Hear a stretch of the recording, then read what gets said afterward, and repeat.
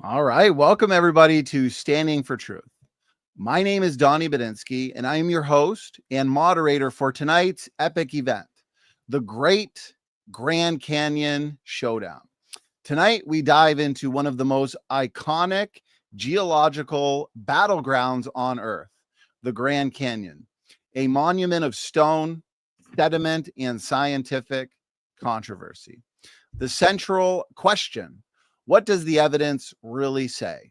Was the canyon carved rapidly during a global flood or a short time after the flood, as the young Earth creation model argues? Or does it reflect millions of years of deep time, as the standard geological view maintains?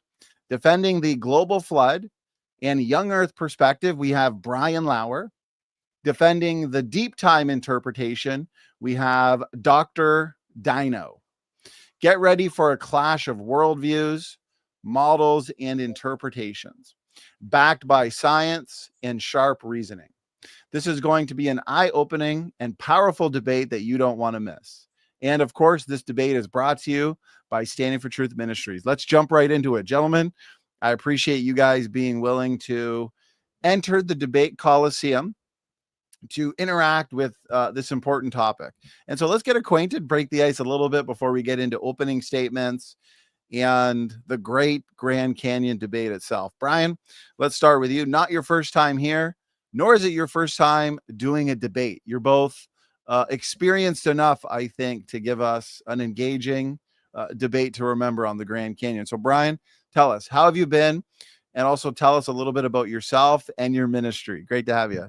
Oh, thank you so much, Donnie, for putting this together. I've been a little bit busy. I do a lot of creation talks, and also there's some. I spent a lot of time on campus, and there was a lot of interest in starting a Turning Point chapter at the community college and also at the state university, and so I've been making myself available for that. But I like to give people all the information so they can make informed decisions, and that typically doesn't happen in our government schools, museums, or media. And so that's what I try to do. And even, there's other things. I'll be traveling down to Iowa into Doc's neck of the woods. So hopefully this will be a lot of fun. Hopefully our paths will cross in the future. And again, thank you, Donnie, for putting this together. And thank you, Doc, for stepping up to the microphone. I have a lot of respect for people who do that. Brian, I appreciate that. You're staying busy. You're going to continue to be busy. So I appreciate the time that you offer, not only for the debate, but the time that you both offer for the time leading up to the debate, which requires a lot of study and prep, of course.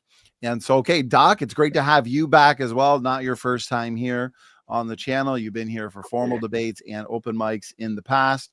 And so I appreciate your time.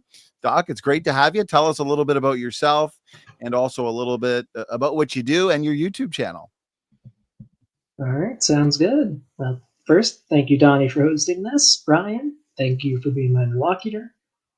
For anyone who's not familiar with me, I am Dr. Dino, or Doc for short. Not the one you're thinking of, if you're a fan of Donnie's normal content. My handle online is a parody of Kent. Anyway, I like to talk about dinosaurs. I like to talk about science, and I love to teach people. I also love to meet new people and hear their perspectives on different things. So I'm hoping for a good discussion tonight. Hope I can learn some things too. And I look forward to interacting with everyone out there. Thanks for joining us. Doc, I appreciate that. Thank you so much. As Brian says, I respect anybody who's willing to engage in dialogue, discussion, and debate with people of differing views and different opinions. I think these kinds of discussions are important. It's important that we get out of our echo chambers for these kinds of discussions. So Brian, Doc, I know you both are always very professional. And so I'm sure this is going to be a good, thought-provoking, Doc, as you said, we all want to learn something tonight. And so thought-provoking debate. Gentlemen, for those in the live chat that want to see more from our guest tonight, Brian Lauer and Dr. Dino, we've got links to their YouTube channels here in the live chat. Doki Doki, appreciate that, brother. There's Brian Lauer from Solidify Your Faith, and there's Dr. Dino, who is also simulcasting. So we're live on a couple different channels with a good mix of views and opinions here being represented. So make sure to check out their channels, give them a subscription. And so, okay, let's go over the format for tonight. We got a formal debate here, comprehensive, which is what we need. Hopefully this can act as one of those go-to debates on the topic of the Grand Canyon, the Grand Canyon controversy, to see two good representations from two very different sides of this issue. 15-minute opening statements starting with Brian Lauer, followed by 8-minute rebuttals, 8-minute uninterrupted rebuttals to address each other's points and arguments brought up in the opening statements. Then we jump into everybody's favorite part of these debates, the discussion. Now, what we've done is we're going to give you guys the best of both worlds. And so we got some cross-examination, and we've also got some free-flowing discussion. How we've organized this is as follows. So we got 15 minutes each for strict cross-examination. Then we're going to transition into another 20 minutes of discussion, but this one will be a little more free-flowing and organic, just discussing the topic and points brought up to that point. Then we got 5-minute closing statements / summaries. Good opportunity to land the plane on our respective positions, address anything we feel has been left hanging up to that point, leaving no stone unturned on both sides. Then the fun continues, because then we get to engage you in the audience. We're flexible, depends on how many questions come in. Of course, what we'll do for those that want to guarantee that their questions, challenges, and objections are engaged by our debaters tonight, we'll bump super chats to the top. And let's do our best, of course, as we're sending in questions. Let's be respectful, professional, and cordial to our guests tonight who have been so gracious with their time. And what I think we're going to do is mix it up as well. We're going to take text questions and challenges, but we're also going to open up the mic. So for those that have a question, but they'd actually prefer to directly join the panel and issue that challenge or question to the debaters, we can do that as well. And it could be fun, because maybe in that case, we can have a follow-up question. So you can come in, join open mic style, ask a question, receive your answer, and then have a follow-up question for our guests to engage as well. So what we'll do is, once we get closer to the audience Q&A section, I'll post the StreamYard link for people to join. Okay, gentlemen, I think we're good to go. We've got all the formalities out of the way, and we're ready for opening statements. Brian, you both have your screens ready to go with your slides. So Brian, just let me know when you're ready to go, and we can set your timer for 15 minutes. Okay. And I'll start it when you're ready to present. All right. Well, thank you so much, Donnie, and thank you, Doc. Again, this should be a lot of fun, and thank you everybody for joining. And yeah, hit those super chats, and you can share. I don't know if can you see that screen? Is that yes. showing? Yeah, we're showing your whole desktop for a second there. So Okay, we're seeing all right. the infinite void. Okay, there we go. So that's good. Okay, well, the key. Oopsie, what did I do there? I stopped sharing. I wanted to hide it. Sorry about that. That's okay. That's always a good idea to click hide as well, in case it's blocking any slides. So we are doing this live. Again, anybody just joining either in this live show or over at Doc's live show, again, send in those questions, challenges. Perhaps you hear something tonight that Brian says that you disagree with, or perhaps Doc makes an argument that you want to challenge and object to.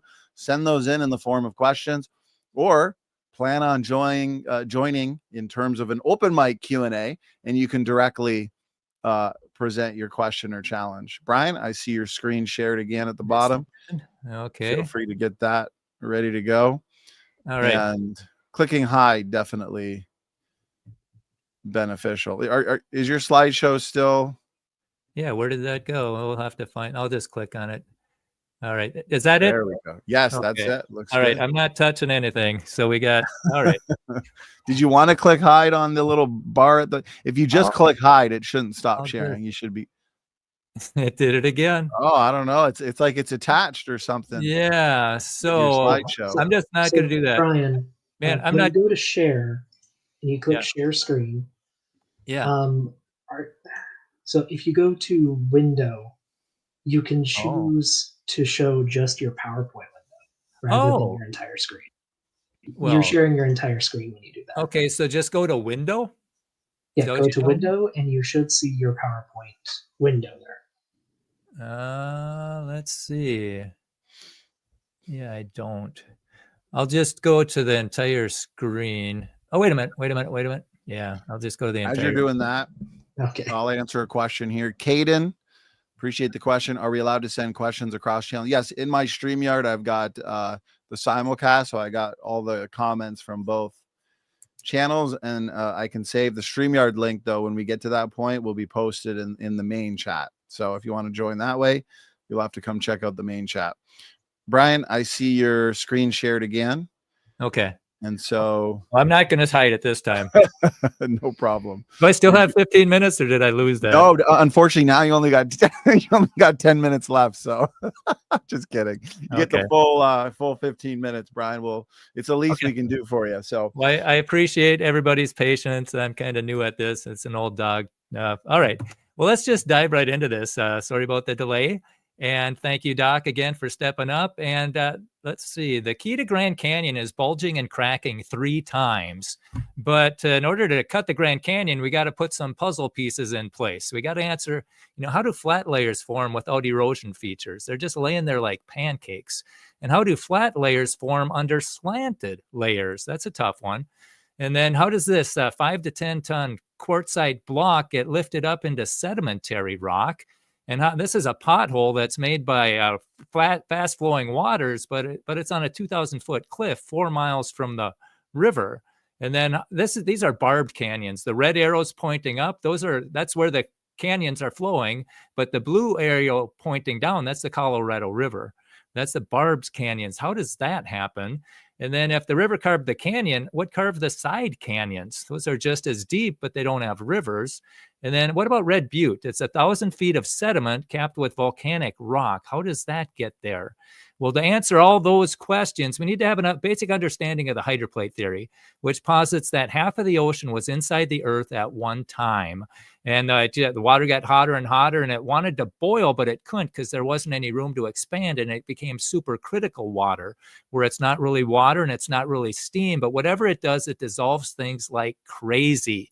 And it starts to dissolve the granite above, and it's getting weaker and weaker and hotter and hotter. And Walt Brown says there's probably 372,000 pounds per square inch on that water.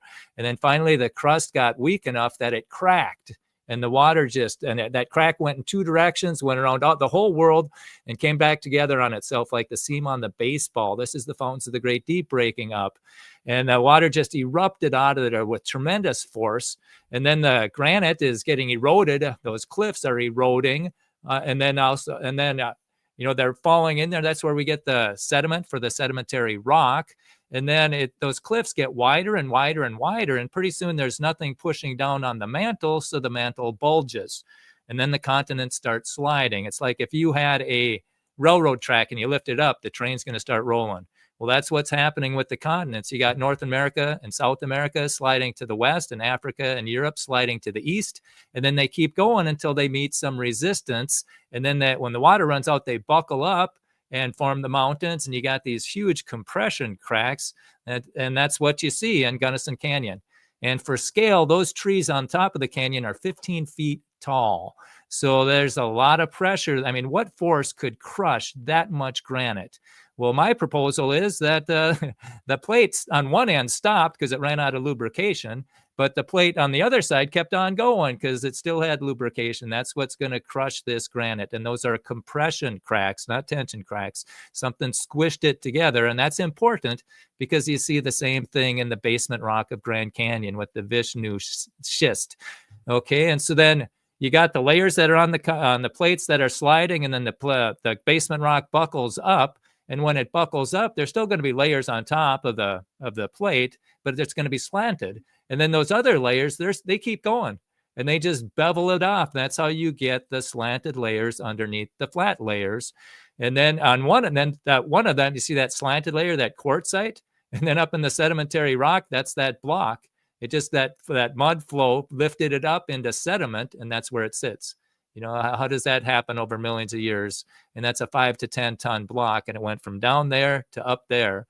And there's some credibility to this proposal because the major mountain ranges are pretty parallel to the mid-Atlantic ridge. So there's could be some, but then the mountains. The mountains are a big mass on a small base. So the mountains sink in. Well, if something sinks in, something has to rise up, and that's the plateaus. And they just block fault. You know, the magma is getting squirted out to the sides, and then where there's a weak point, it's just going to push a block all the way up, and one block at a time. That's how the plateaus formed. And some of the magma gets to the top, and it turns into lava, and it gets hard. And then when all the water for the great denudation comes through, it doesn't wash away the lava, but it washes away everything else, and that's red butte. And that's 1,000 feet of Mesozoic sediment, and it's topped. Mesozoic sediment's kind of crumbly, and then it's got volcanic rock on top of it. And I took this picture as we were driving through. You're gonna, if you go from Phoenix to Grand Canyon, you're gonna see it there on the right. And there's something really interesting too. There's another one over by Desert Views Tower. This is called Cedar Mountain, and that's 900 feet tall. And that's that Cedar Mountain is the base of it is Kaibab limestone, and I'm standing on Kaibab limestone when I take the picture. So there was 900 feet of sediment above me and all over the place too. And that brings us to the Great Denudation, because before you can cut the 800 cubic miles out of Grand Canyon, you got to remove 2,000 cubic miles from all that area. That's the Great Denudation. And before you can do that, you got to remove 130 some thousand cubic miles with the Grand Staircase. And so what we're talking about with the Grand Staircase, what we're focusing on tonight is in the black box. That's from Echo Cliffs to the Grand Canyon. I believe all that sediment was moved with two big lakes. And the stuff that was above that, now some of it's a mile above that, that was, I believe, removed with tsunamis that were going around the earth after the flood. It just sheet eroded all that stuff. And again, we're just focusing on Echo Cliffs, that's sea to the left, to Grand Canyon. We're not worried about the Bryce Canyon or Zion or anything like that. We're just focusing on the left. And there was huge lakes there. And from a satellite, and you can see this from Brian Nichols' videos, you can see the lake beds. They're different colors. And then when you do the topographical stuff, you got two huge lakes there. And that's what all those weird, like arches and canyon lands and petrified forests, they call that the Grand Circle. All those features are because they were in the bottom of Grand Lake or Hopi Lake. And then the stuff, Bryce Canyon and Zion, those are on the sides of the lake. And there may have been more water inside the water with the water saturated sediment than in the lakes themselves. And that's a lot of water, because these were huge lakes. You got Grand Lake, which is twice as big as Michigan Lake, and that's 57 feet above sea level. And then if you go to, and it's in 4 states, Utah, Arizona, Nebraska, or not Nebraska, New Mexico, Colorado, Utah. And if you're in New Mexico, it'd be 350 feet deep at Farmington. If you're in Colorado, it'd be 1,100 feet at Grand Junction. And if you're in Arizona, it's going to be 1,400 feet. That's a big lake. That's a lot of water sitting a mile in the air. That's a lot of potential energy. And that's not the only lake. You got Hopi Lake, which is about the size of Lake Huron. And that's going to be about 1,000 feet deep in most of those areas. Okay. And so what happens? You got these two huge lakes. They're lifted up on the Colorado Plateau, and Grand Lake's being held back by the Vermilion Cliff system. And once it starts going over that, there's no turning back. And so the red circle, it cuts that funnel. You can't unsee it once you see it. But the arrow that I'm pointing at, that's where that pothole is. That pothole was formed when that lake was draining. And if you look on the upper left there, that's 2,000 feet down. So this just happened to be preserved. And so the lake was draining, and it's cutting over the breach there, cutting over the top of the Echo Cliffs and Vermilion Cliffs, and it makes this pothole. And then it keeps cutting down. And that's how you get it so far away. And then it keeps cutting down, and then it hits the hard Kaibab limestone. And then it spreads out and makes this funnel. And this funnel is 12 miles wide and 18 miles long. And just to give you some scale of that, that's Niagara Falls right there, 3/4 of a mile. You know, there's a lot of water going over Niagara Falls, but could you imagine timesing that by 12 or 13 or 14? That's a lot of water doing a lot of damage. And so it cuts down and it hits the hard Kaibab limestone. That's why I think it didn't happen right after the flood, because then everything would be muddy. The Kaibab limestone had to get solid. And also the cliffs, the sides had to be pretty firm. Otherwise, they just slump in if they were just mud. So anyhow, the lake's draining, it's removing 2,000 feet of sediment there, and then there's nothing pushing down on the sediment, so it bulges and cracks. That's the key right there. It bulged, and then it cracked, and then the water goes through the crack. This is Marble Canyon. That's way different than Grand Canyon. And it goes through, and then it undercuts Hopi Lake, which is 250 feet higher. And so then that starts draining through, and now it's sheet eroding everything. And Walt Brown says that Hopi Falls was 13 times higher than Niagara Falls and may have had 100 times the flow. So now you got two lakes just catastrophically draining and sheet eroding everything on top of that Kaibab limestone. And not only does the limestone bulge, but that whole plateau bulges. There's nothing pushing down, so that area all bulges up and it cracks. Bulging and cracking, number 2. And so now the water that was sheet eroding everything now cuts through the crack there and forms Grand Canyon. But also, as it bulged up, the water table starts flowing downhill, which is north to the east there. And then it's bringing the sediment with it, and it's cutting down, making those canyons, the barbed canyons. And then it flows into the crack and goes the other direction. That's very unusual. And then as it's cutting through that crack, it's cutting below the water table. So now the water is gushing in from the sides, and that's how you get the side canyons without the rivers. And you'll notice the canyons are longer to the north than on the south because that raised up higher. That was higher. It had more water to drain. Okay, and so then it's cutting through that crack, and it's taking away all this sediment, 800 cubic miles of sediment, and it gets down to the hard crystalline rock, that Vishnu schist. It should get wider because it's softer sedimentary rock, but it doesn't.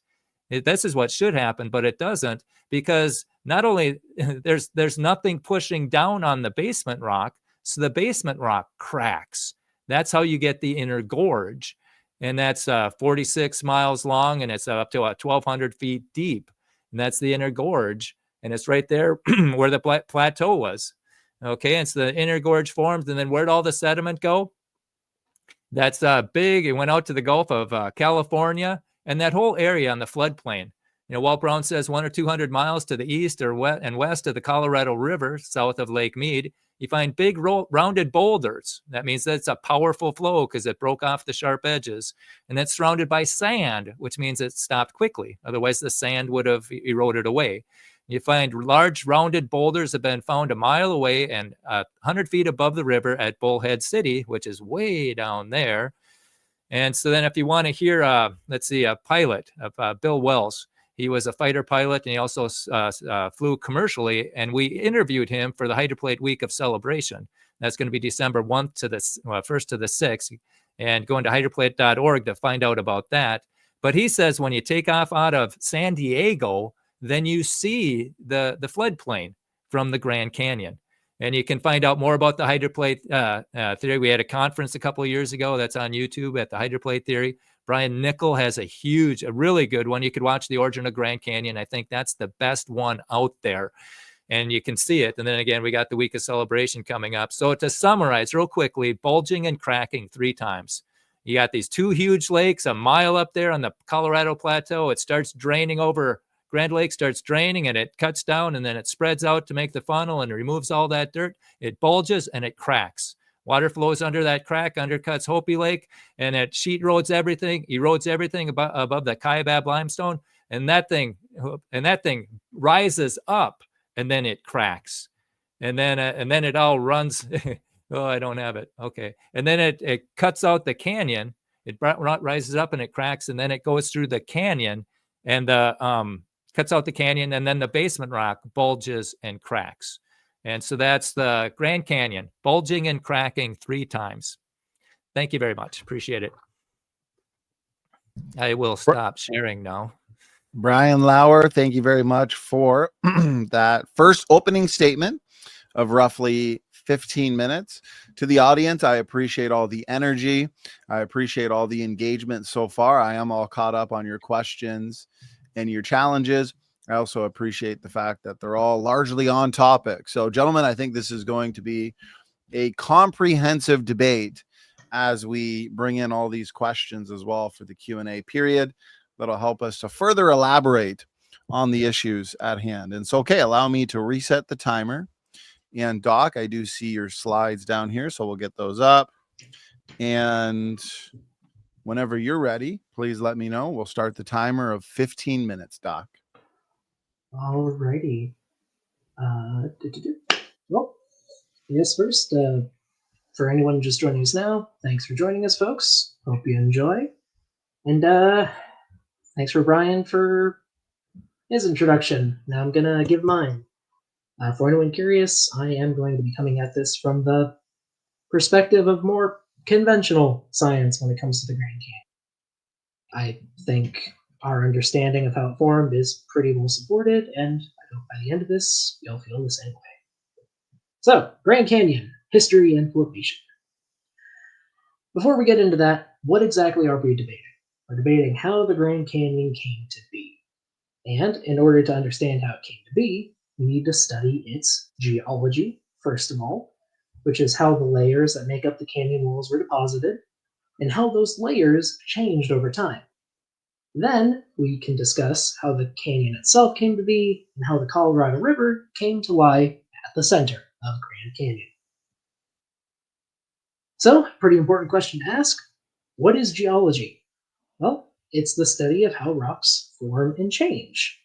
And to very much simplify a very complex process, the life of a rock or rock layer follows three general steps. You have deposition, which is how the building blocks of rocks are put in place and become stone. You have alteration, which is how changes in the local environment affects rocks. And then you have erosion, which is how rocks change when they're exposed to the surface. And we're going to go through these three general phases one by one. So to start off, deposition. Rocks can form basically anywhere that sediment or molten material is allowed to collect. This can be in a forest, under the sea, or on a river's floodplain. And the surrounding environment influences what rock will form in a pretty intuitive way. Swamps are going to produce rock that's full of organic material, like coal. Seafloors produce wide, flat sheets because there's nothing that deep to disturb them. And beaches and deserts create wave and ripple marks, like these. Over on the right, you can see a modern beach and preserved ripples from an ancient one. It's also important to note that rocks that form from sediment, aka sedimentary rock, they almost always create nice flat layers, which then can change. Because step 2, alteration. Once rocks form, they can change in many different ways. Stuff like mountain building or other tectonic events can compress layers, which causes them to bend or crack. This can happen at a tiny microscopic scale or a macroscopic scale that creates mountain chains. You can also cook rocks with heat. Intruding magma, so magma that bores through pre-existing rock, can actually cook the sediment around it. And, sometimes you can kind of have both. If you bury a rock deep enough, it gets really hot and really squish, and that could do some funky things to it, like you can see in the Vishnu schist here, which is at the bottom of Grand Canyon. And now, we get to our final part, erosion. Once rocks become exposed at the surface, they're free to break down and erode. They change chemically and physically, and eventually, most rocks break down into sediments that can go on to form new rocks. And on human timescales, we can see very similar processes occurring in any farmer's field. The same processes that form gullies, such as on the right, apply to larger valleys and canyons. Soil's just kind of soft and easier to erode than rock is, so it helps us see these processes at work within a human's lifespan.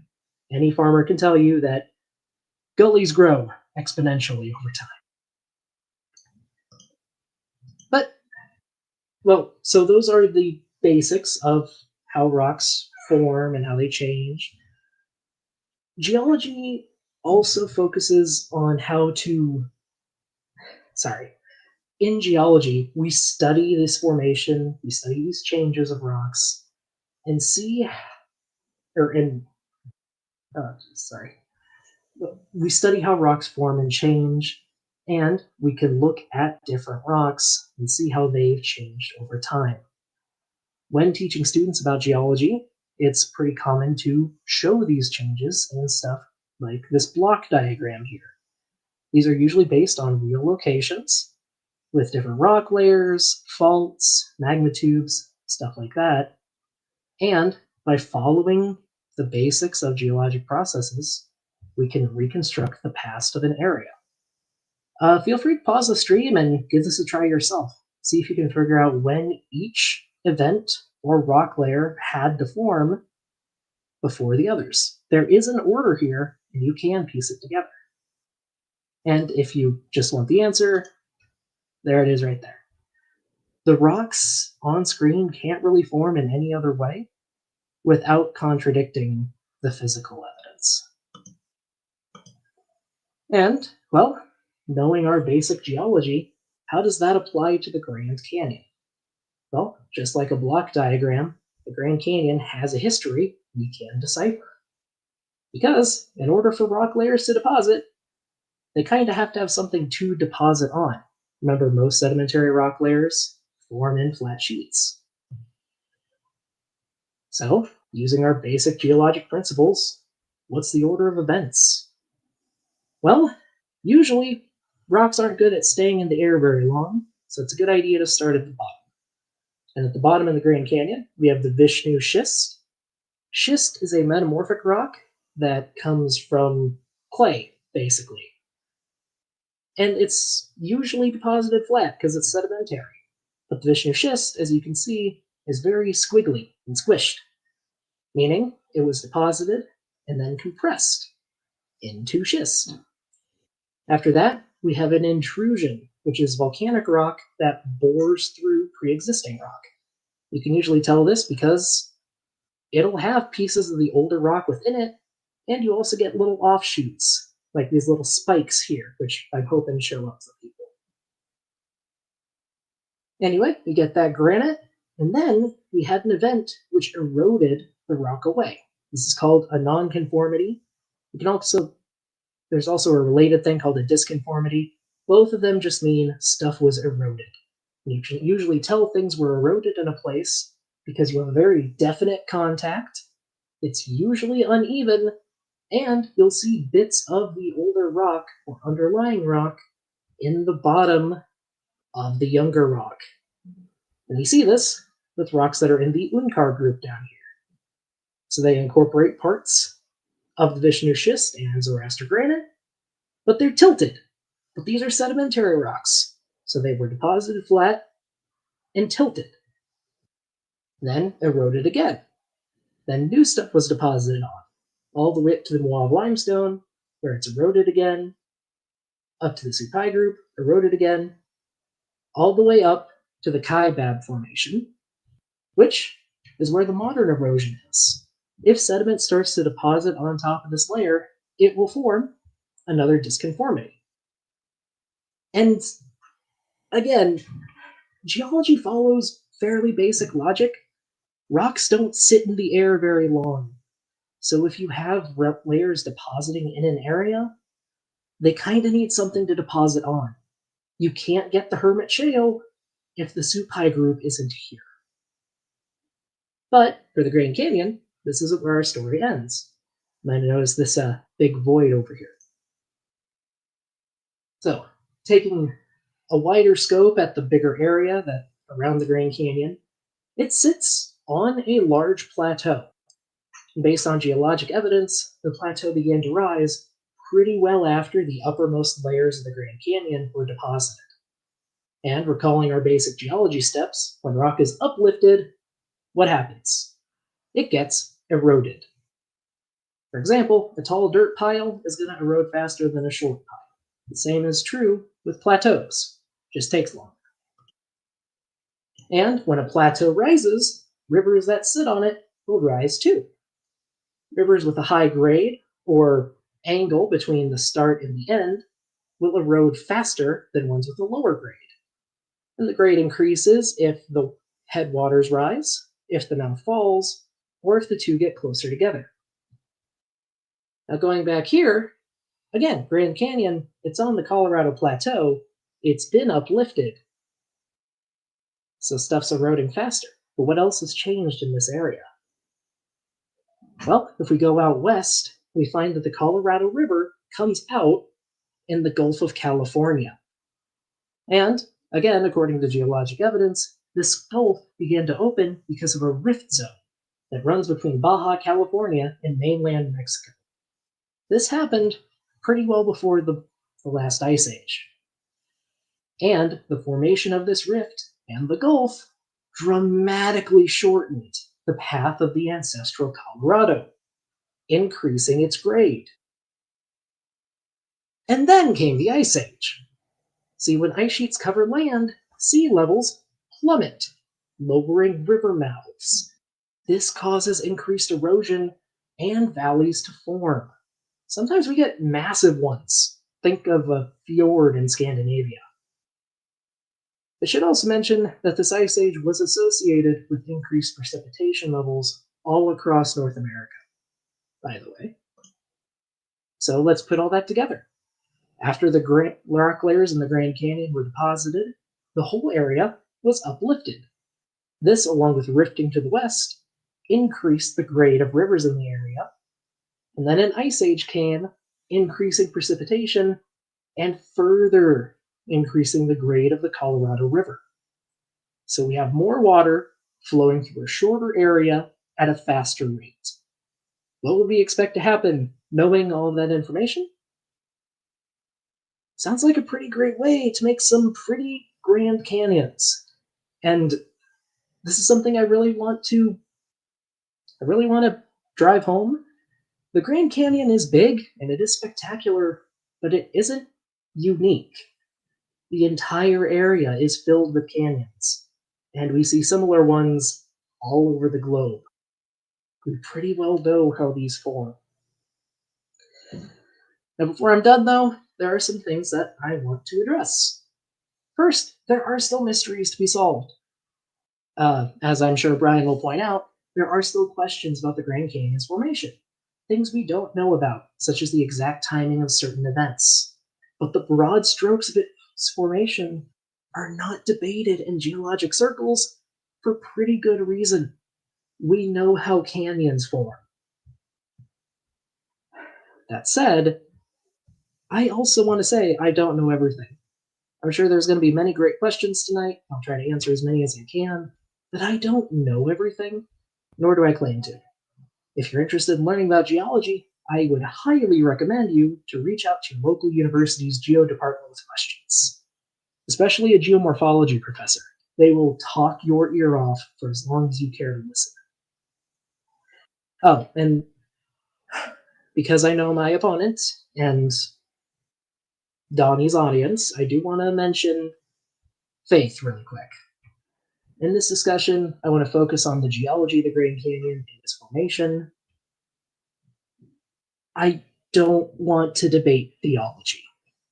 So, I'm just going to go ahead and concede for Brian that the Christian God exists, the Christian God created the universe, and the Christian God may have instigated the formation of Earth and life upon it. Again, I don't want to debate theology. I'm not coming at this from a blind chance perspective. I want to talk rocks. So, that's my opening. I hope you all enjoyed, and thanks for listening.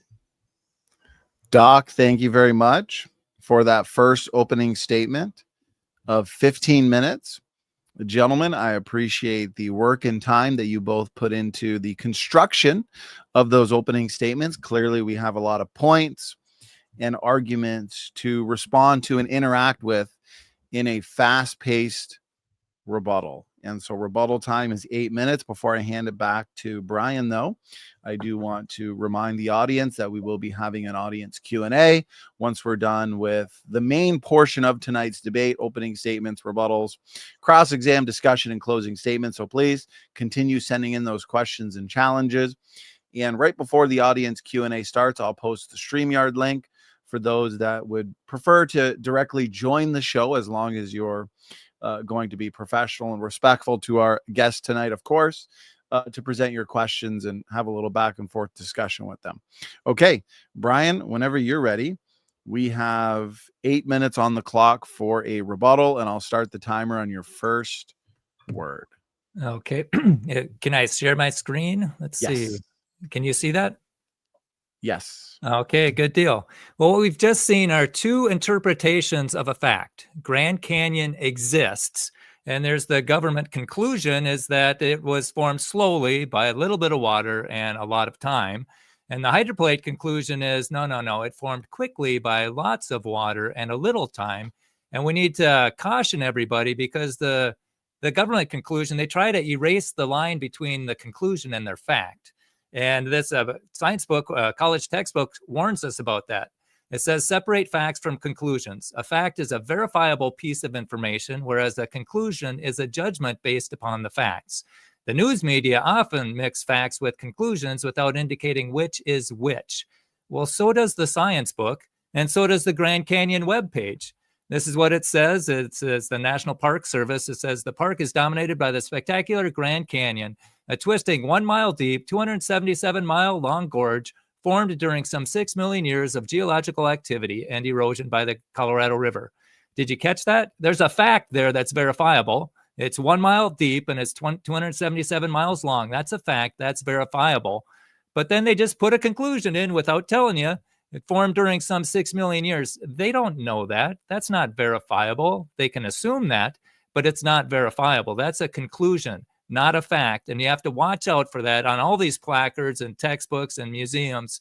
And then the textbook says, or their website says, the story of how Grand Canyon came to be. And then it says the story begins about 2 billion years ago. So you understand, this isn't science. This is a story. And the same thing in this science of this college textbook. The origin of the geosphere is the story of the birth of our planet. The story begins in an immense cloud. Okay, so this is a story.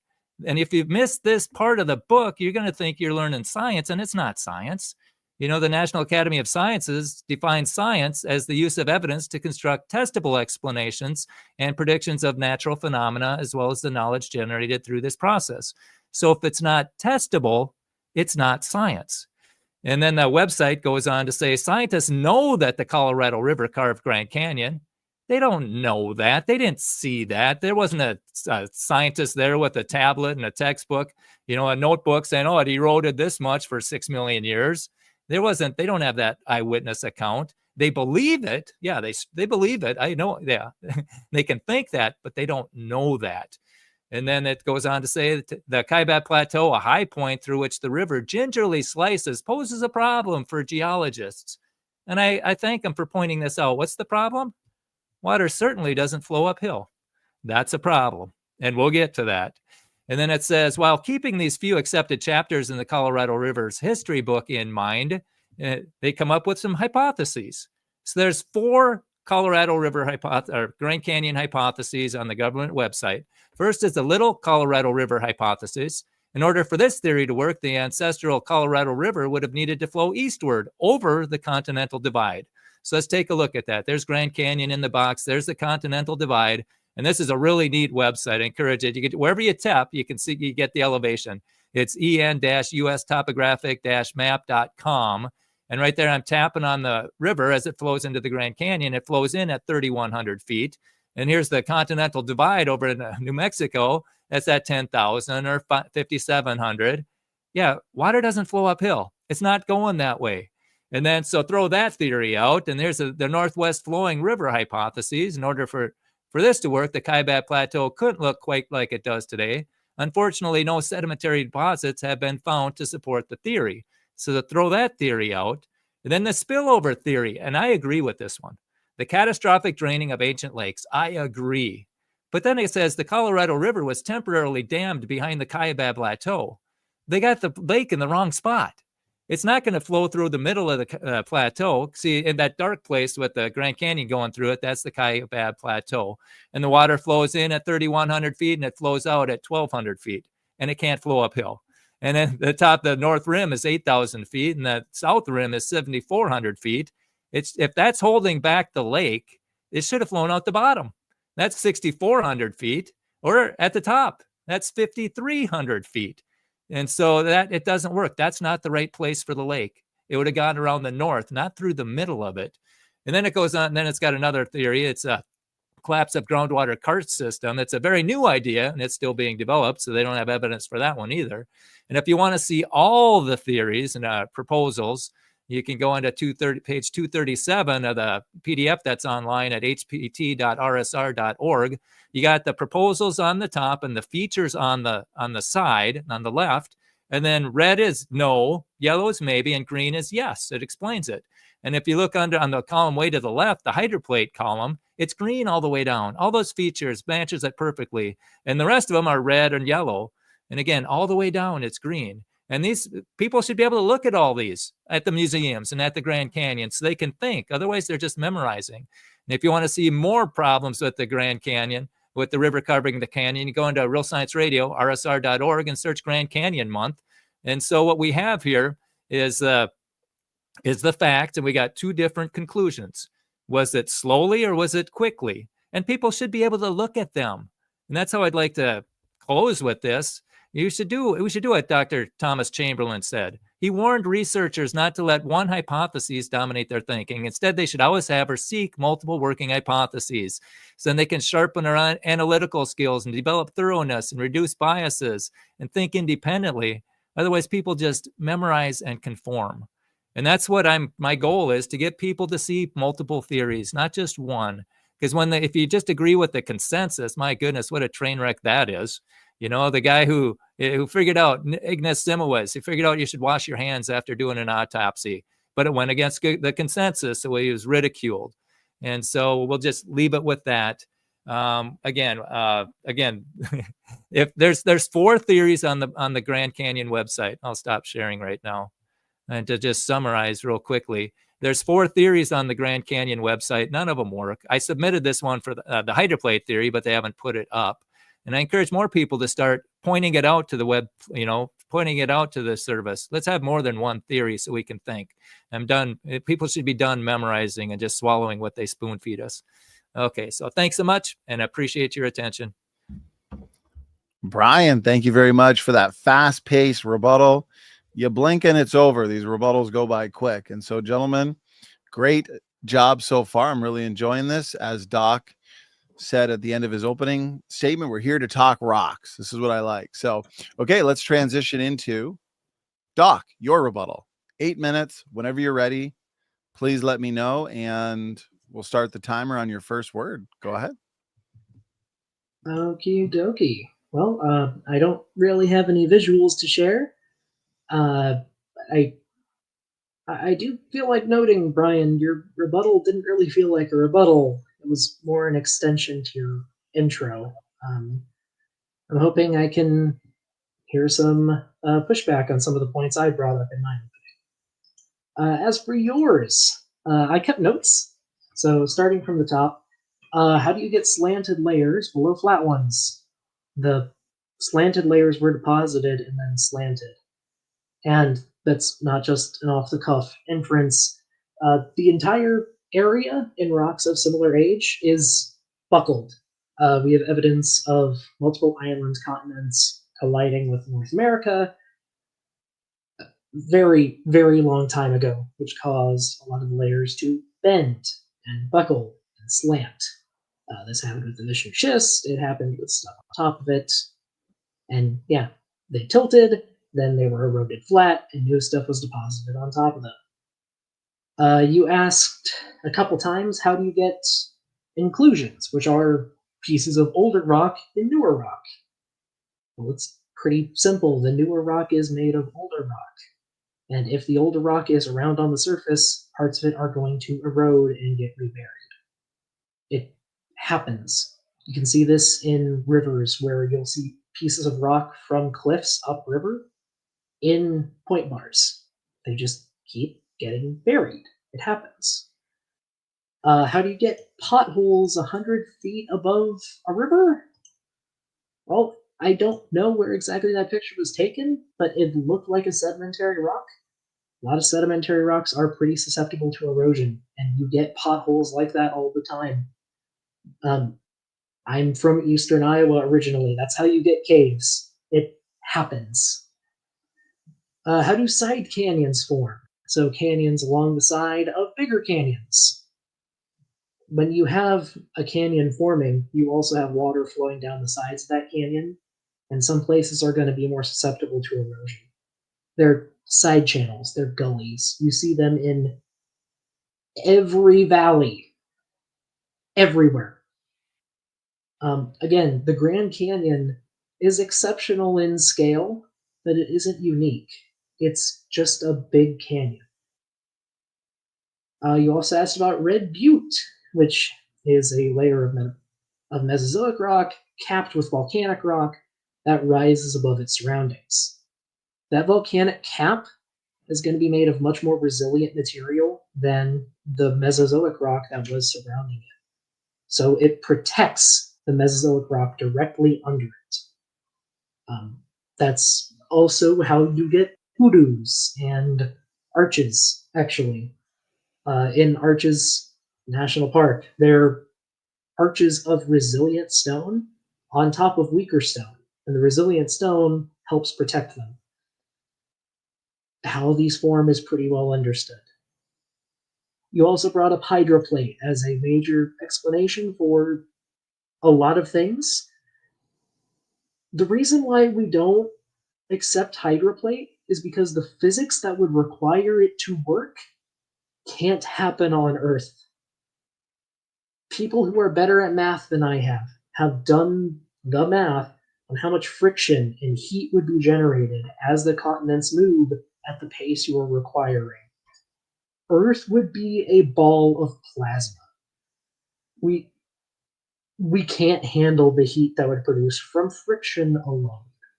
And that's before getting into all the other sources of heat that young Earth in general has an issue with. You also mentioned metamorphic rock that's crushed. That happens. That happens when mountains squish together. That happens when rock is buried really far. You'd have to show the images you showed again, but those look like granite that has other igneous rock veins going through it. That's pretty common, especially in very deep rock. The deeper you go, the more common magma is. You also mentioned major mountain ranges that are parallel to the mid-oceanic ridge. There are some that are parallel to it. There are other possible causes for it, namely the continents moving over oceanic crust on the other side that pushes up mountains. I would like to ask you though, what about mountain ranges that cut across the mid-Atlantic ridge? Because we have those. The Appalachian Mountains continue in the northern UK. It's the same rock layers. We just have a different name because we found, well, the Western world found one mountain range before the other. You asked where sediment goes from erosion. It moves around.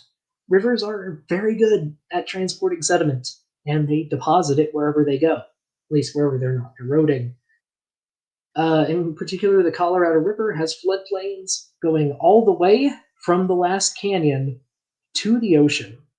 And there are now underwater floodplains that are floodplains and deltas that we can't see at the surface. Because sea levels were lower during the Ice Age, that was also when a lot of erosion was happening. And then as sea levels rose again, the delta followed back up to its modern position. That's why the modern delta is only a fraction of the sediment that's been transported. Let's see. You asked, how do you get petrified forests? Trees get buried. If you bury a tree fast enough, it doesn't have time to rot, and the cavity can be filled in with things like silica. I believe that's actually chemically what the trees at Petrified Forest National Park are. They're just silica. We know how those form. You asked how arches form. I already explained that. For anyone who wants to actually look up what it's called differential erosion. Different rock layers erode at different rates. And you said Hopi Lake. You think Hopi Lake drained along with another, and that caused the Grand Canyon. We know what it looks like when massive lakes blast through. They cause a massive erosive surface with massive bed forms that don't erode very easily. They don't usually form canyons unless they're plowing through very soft sediment, which these wouldn't be. I also want to touch on, you mentioned the story of how the Grand Canyon formed. That's, humans use metaphors. When a political candidate fights another for the right to be mayor or something, they're not actually fighting. It's just a metaphor. So is a story. There were a lot of other points. I can't really address everything you said in 8 minutes, but I'm looking forward to the discussion because it sounds like you have a lot of good questions. We just need to dig into those a bit. But that's my rebuttal. Doc, thank you very much for that 8-minute rebuttal.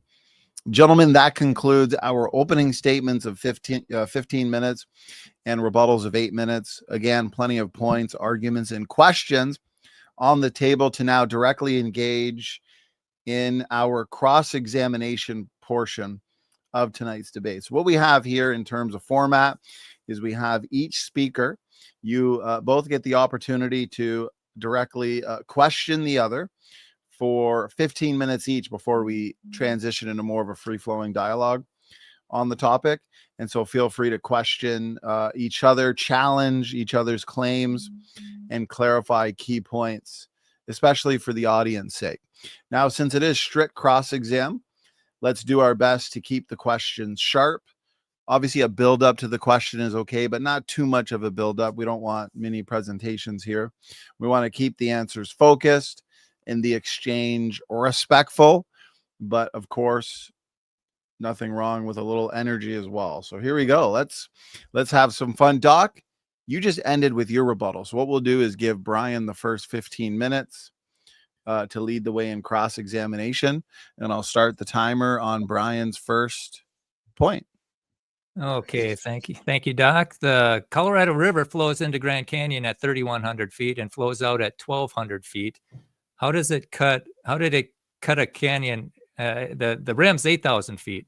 How does that happen? Are you referring to the section of the Kaibab Plateau where it kind of bulges up a little bit? It goes right. It's a mile up there, so it goes right through the Kaibab Plateau instead of going around it. How come that happened? Well, like you pointed out in your rebuttal section, there are a few different hypotheses. One of the, I think, more well-supported ones is that there was an ancestral Colorado River, or at least rivers in the area, before the Kaibab Plateau started to uplift. And since there was already a river channel there, it was easy for the river to continue flowing and continue eroding as the land around it uplifted. They didn't have evidence for that ancestral river, though. It had to flow the other way. Okay, if the river carved the canyon, what carved the side canyons? They're just as deep, but they don't have a river.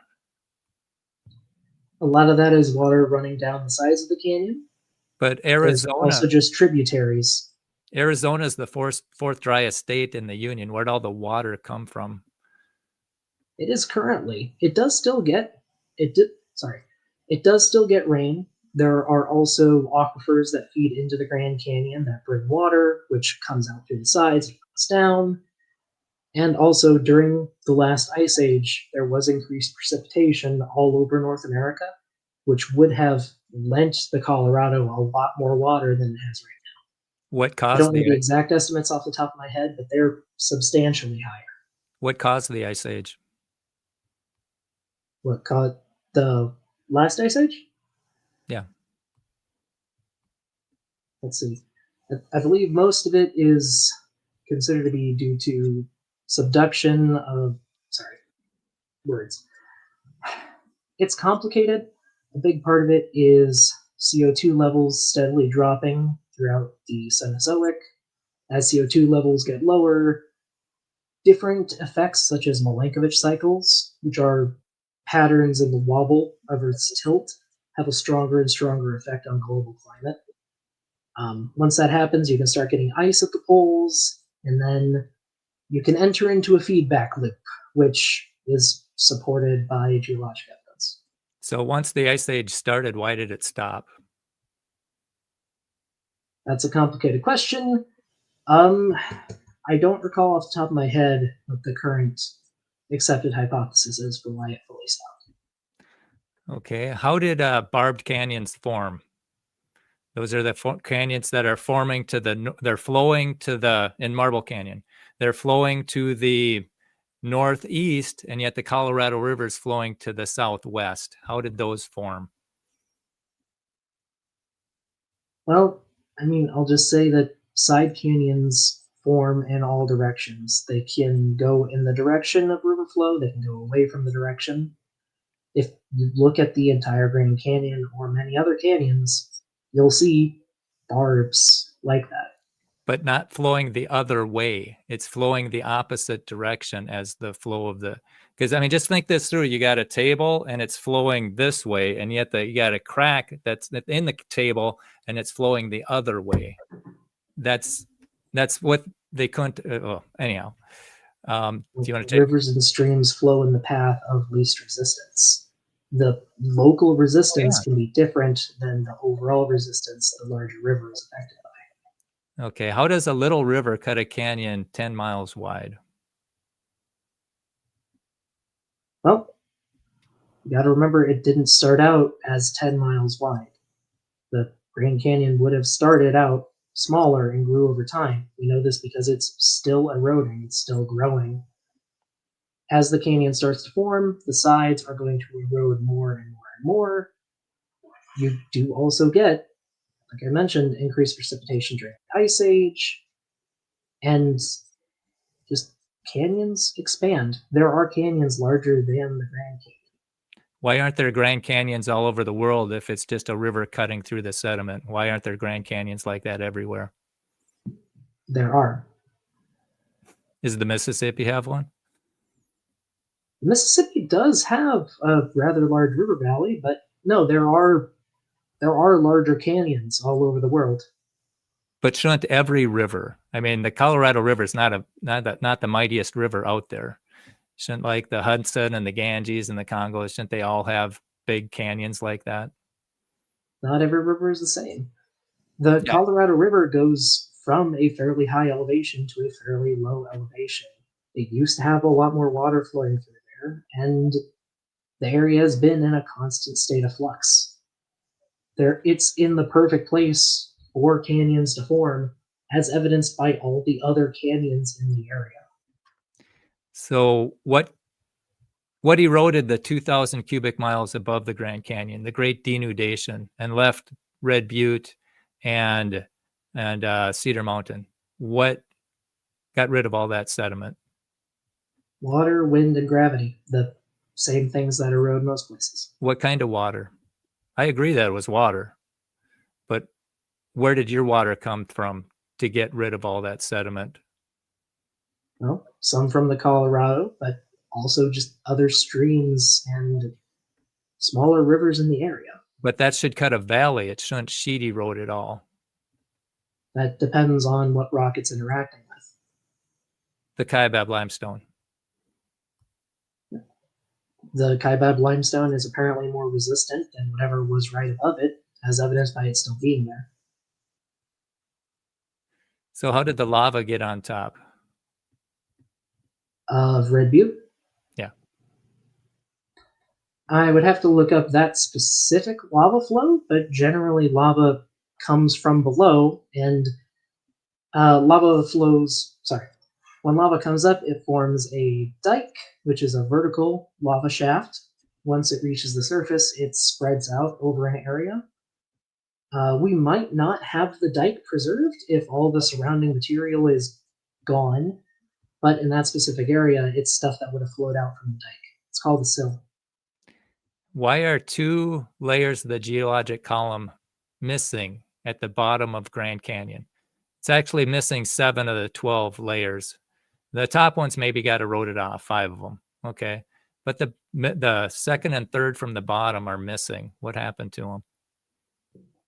The Grand Canyon's missing most of the rock layers in the world because it's not all over the world. Well, this is one of those. Well, but the geologic column, I mean, was there no? I mean, do you think the geologic column is accurate? The geologic column is a concept. It's not a real physical thing. What was we that? do have rock layers that appear to be of different ages, but not every area is depositing at the same time. There are plenty of areas that are eroding. So did you say that it's a concept? It's not a real thing? Is that what I thought I heard you say? The geologic column is a concept, just like a family tree is a concept, yes. Does it exist in the world? If I dig down right now, am I going to hit a dinosaur layer in Minnesota or in Iowa where you are? Are we going to hit a dinosaur layer? There are Mesozoic deposits in Iowa, and I believe there are a few in southwest Minnesota. Right, but would we get all the layers that are in the geologic column if we started digging at your place? Would we get all of them? No, because different rocks form in different places due to different local conditions. Right. And my point is, away. Right. And my point is those 2 layers account for 72 million years. It's the Ordovician and the Devonian, I believe, and they're missing. And it's like, that's odd, isn't it?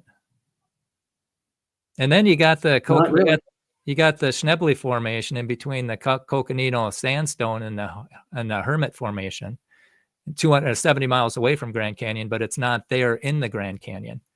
Why is that? Because rocks are formed locally, and the conditions that form rock in one place may not be the same for another place. Okay. All right. Never mind. It's not my turn to ask questions. But to partially answer your last question, could I share my screen quick, Donnie? Thank you. So this is an idealized version of the Grand Canyon.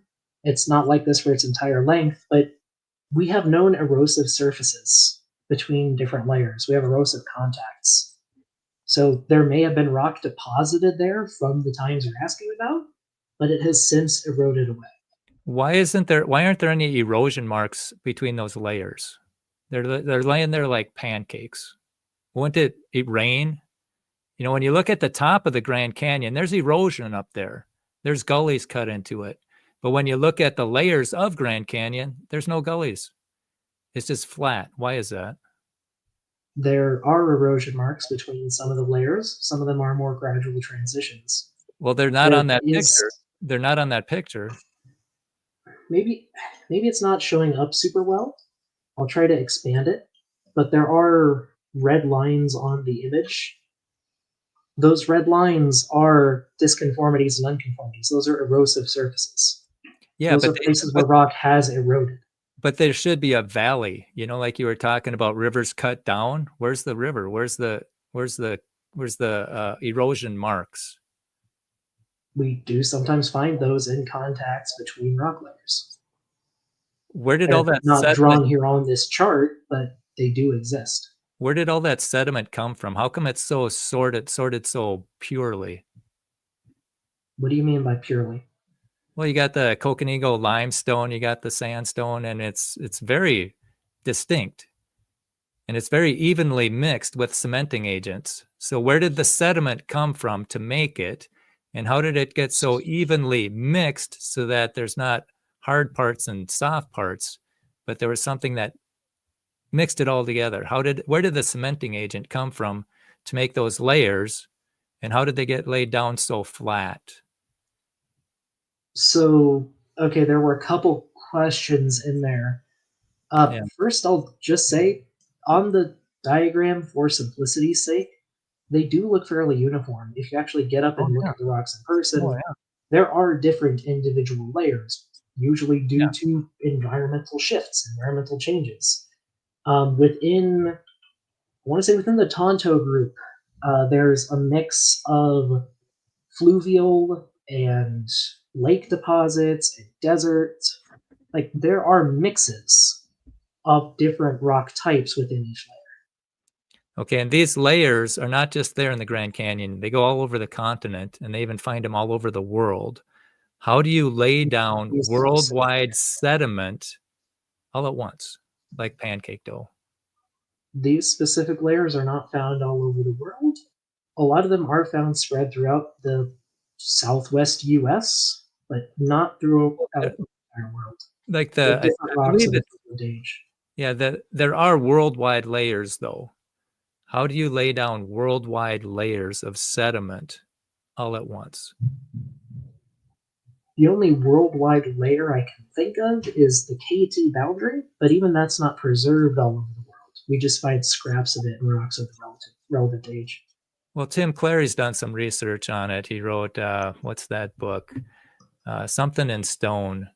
But he's done the drill things, and yeah, he's found several layers, like the mega sequence, which I don't have it in front of me, but he listed off several of them that are all over the world.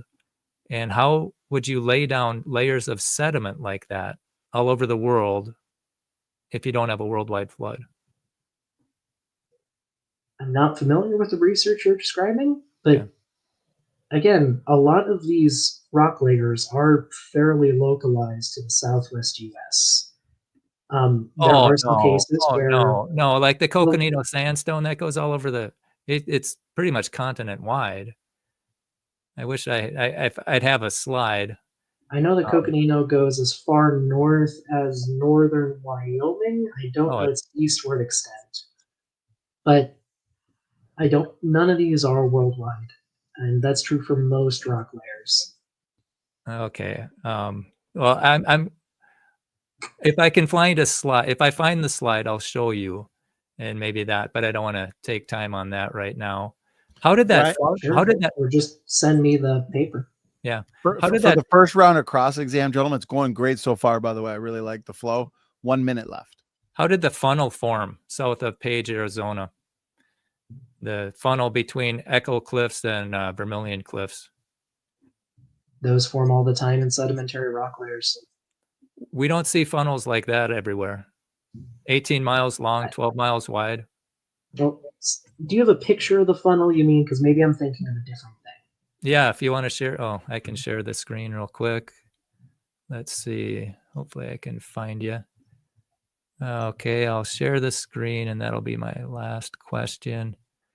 The entire screen, and we're going to share that. And here's a picture of it. Right after the question mark, right in the top right, there's that funnel, 18 miles long, 12 miles wide, and then it gets way wide. How does that happen? It's just an area of erosion. But I mean, there's You'll erosion. find spots like that all over the western U.S., especially.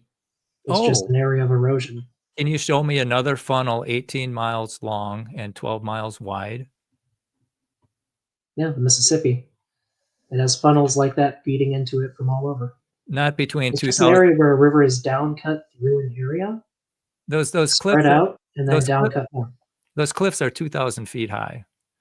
Show me a place where there's 2,000-foot cliffs that have a funnel in between them, 18 miles long and 12 miles wide.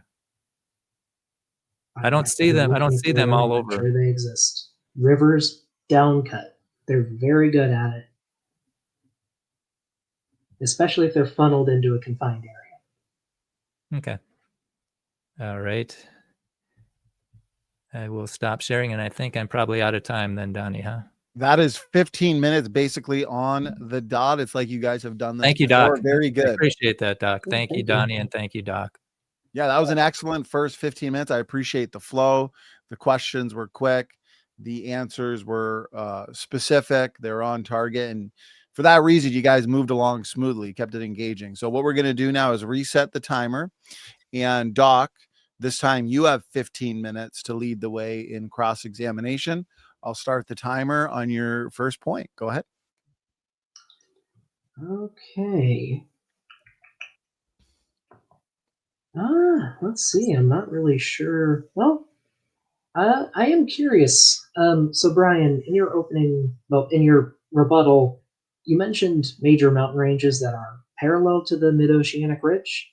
Yeah. Do you have any thoughts on mountain ranges that appear to cross it?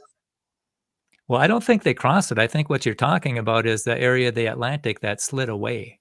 They may have been connected at one time and then they slid apart. And so the mountain range itself does not go across the ocean. And I can show you that also. I could probably, if I let's see, if you want to see it, I can show you that again if you want. I would have to. I don't remember the exact name of the mountains, but I know in the northern UK there are rocks that are geologically identical to those on the east coast Oh, of the sure. US and the Yeah. Appalachians. Yeah, and Do they could those have. mountains predate the continent splitting apart, or Well, I would say that they could have been a mountain range that was connected, and then the plates slid apart, so they're a lot farther apart. I can let's see if I share this again, so people can see what you're talking about. Oh boy, I'm not the technical wizard like Donnie is, as you can see. I'm not a technical wizard. Oh man, yeah, you Learning are. more every day, though. That's for Oh sure. man, at least you got. Technology can be frustrating. I understand. Oh my goodness, yeah, I'll double that one. And no Okay. worries, Doc. I got your time paused because I do want to make sure that you've got Yeah. as much Yeah. time as you need to ask questions. Well, Brian, I see it now. You're good. Yeah. So what you see is that mid-oceanic ridge or that mid-Atlantic ridge, and those are, interestingly enough, those are tension cracks. Those are straight, and that means it's being stretched in two directions. And the mountain range doesn't go all the way across, like you said, and I think we both agree that those mountain ranges could have been connected, and then those continents slid apart. You would propose that they slid away slowly. I would propose that they slid away quickly in one day. And then the mountains rose up in the compression event. So sorry, in one day, you're saying the continents spread that far apart in one day? Yeah. Because you were saying the hydroplate theory doesn't work because of all the friction. They didn't have friction. They're floating on supercritical water. It's like a big air hockey table. And this supercritical water is 50 times slicker than water. And so these things are going. And then you had mentioned that people who have done the math have said that it doesn't work. Well, Walt got his PhD from MIT in mechanical engineering. He understands math.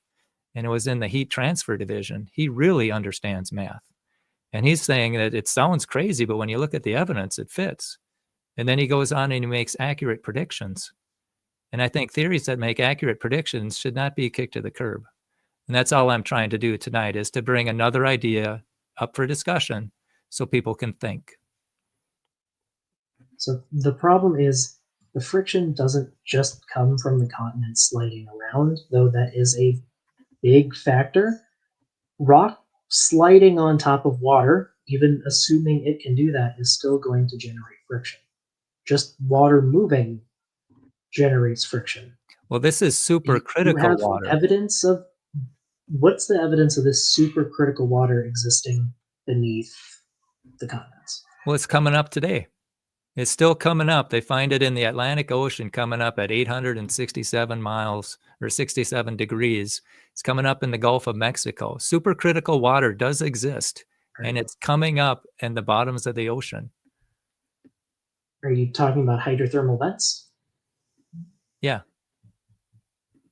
We know how a lot of those form. A lot of hydrothermal vents form due to seawater coming in contact with magma that's fairly close to the surface. Well, what does magma do? It just turns it to steam. Steam's 1200 degrees. This stuff's 800 degrees. It's got to be under pressure so it doesn't turn into steam.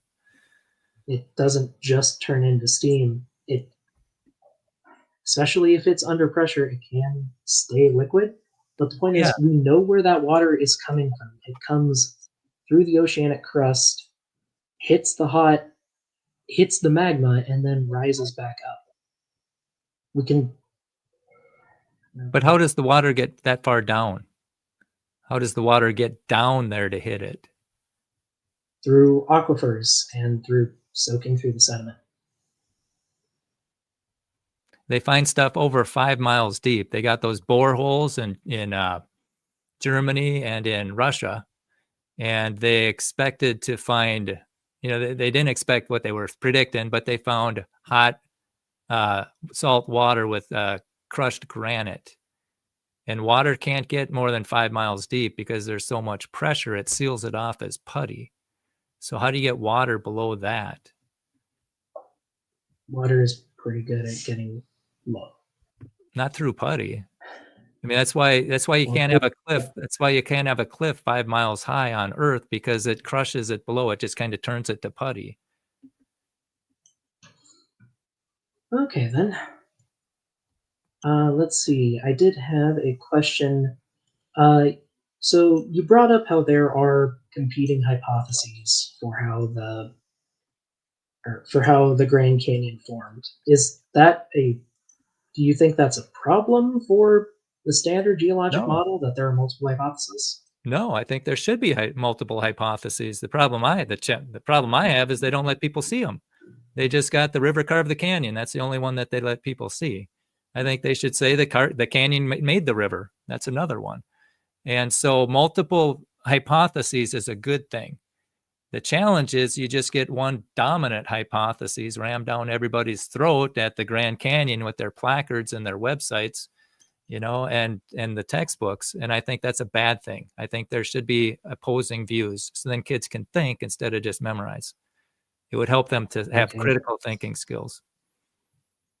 Okay, so your hypothesis for how the Grand Canyon formed, do you think that hypothesis holds true for other canyons around the globe? No. That they're all massive lakes that came through? No, the Grand Canyon is very unique. It's a mile high. I would not say that formed all the canyons. I would say no. Some canyons can be because of the earth shifted or cracked or whatever, but I would say that no, I wouldn't say that proposal fits every canyon. Alrighty. So I did have a question about just the broader geology of the Grand Canyon. Am I correct in guessing that you think the sediments of the Grand Canyon were formed by Noah's flood? Yes. Okay. Do you think that holds true for all of the sediment, from the Vishnu schist all the way up? Yes. Okay. So do you think that all of the continental crust came from Noah's flood then? Or is there a boundary? Where is the boundary? When you say the continental crust, all the continental crust came from? You mean the sediment, the layers of sedimentary rock? Well, I would say the boundary I would say the boundary would be probably the nonconformity, the great conformity, or whatever they call it. I think there could have been basement rock that was created during the creation week, and then the layers on top of that were laid down during Noah's flood. I would suggest that the granite would be the basement rock that was created, and then the sedimentary rock on top of that would be from the flood, most of it. I mean, there's been floods since then, but not to that extent, not where you get so much sorting done. Okay. Then I guess I would also ask, why do the sedimentary layers above the great unconformity, why are they different in your view? Why do they have what appear to be different environments preserved, different animals from different times? Well, it could be liquefaction. That's what Wall puts in his book. That's when there's that'd be sorting due to the size, density, and shape.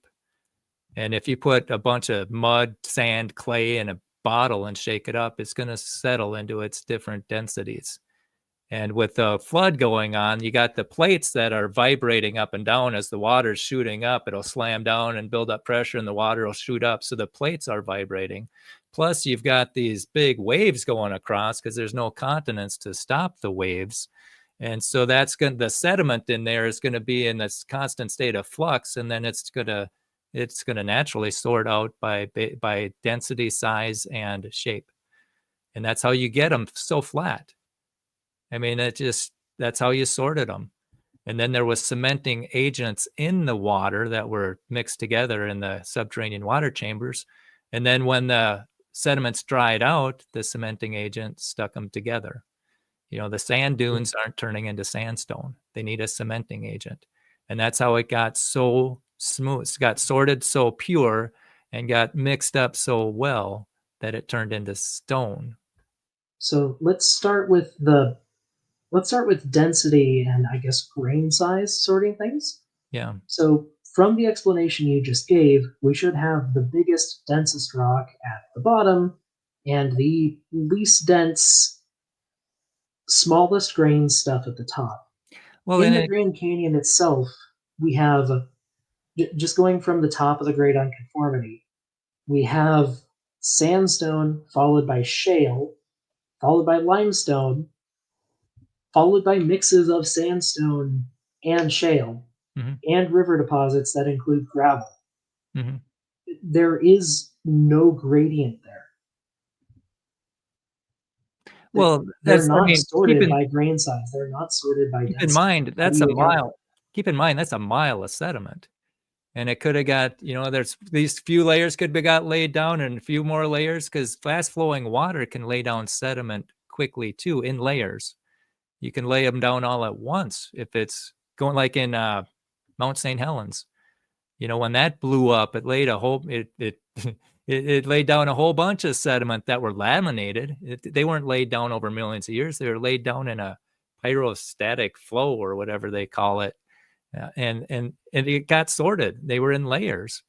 And then there was this big mud flow that cut a big canyon down. Was it 140 feet deep, 1,000 feet wide? And it cut it in one day. And there's a little Toutle River flowing through it. They call it the mini Grand Canyon of the Toutle River, because it's real similar to Grand Canyon. So Mount St. Helens, when it erupted, it left a few different depositional types. Yeah. Most of them were lahars, which is volcanic sediment mixed with water, lots of water. Yeah. We know what a lahar deposit looks like. It doesn't produce anything like you see in the Grand Canyon. As for the mini Grand Canyon that you talked about, that is cut through unconsolidated sediment. It's not analogous to rock.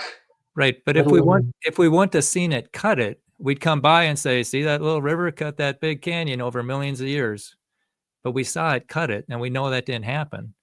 And so there's catastrophes that can make these canyons too, and that's what I'm proposing with Grand Canyon.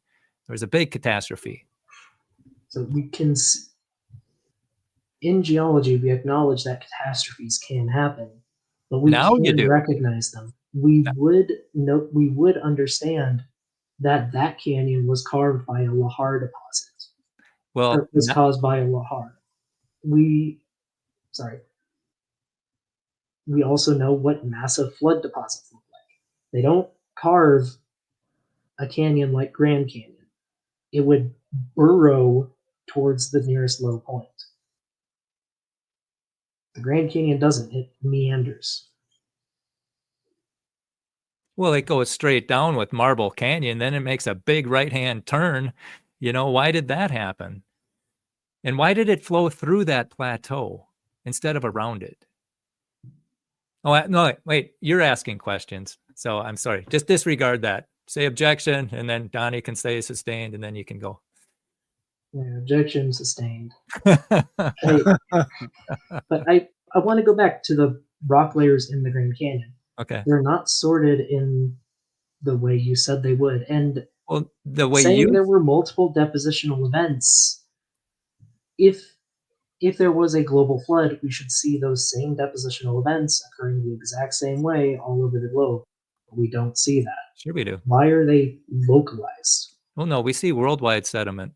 I'll find that. I'll find those slides if I get some time. But there's worldwide sediments. The Zuni mega sequence, I think he called it, and he showed a map where they're on every continent. There are worldwide layers of sediment.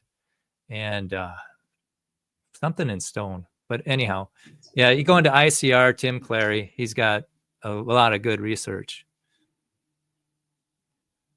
Let's see. All right. Well, to be honest, I'm kind of ready to just go into the open discussion.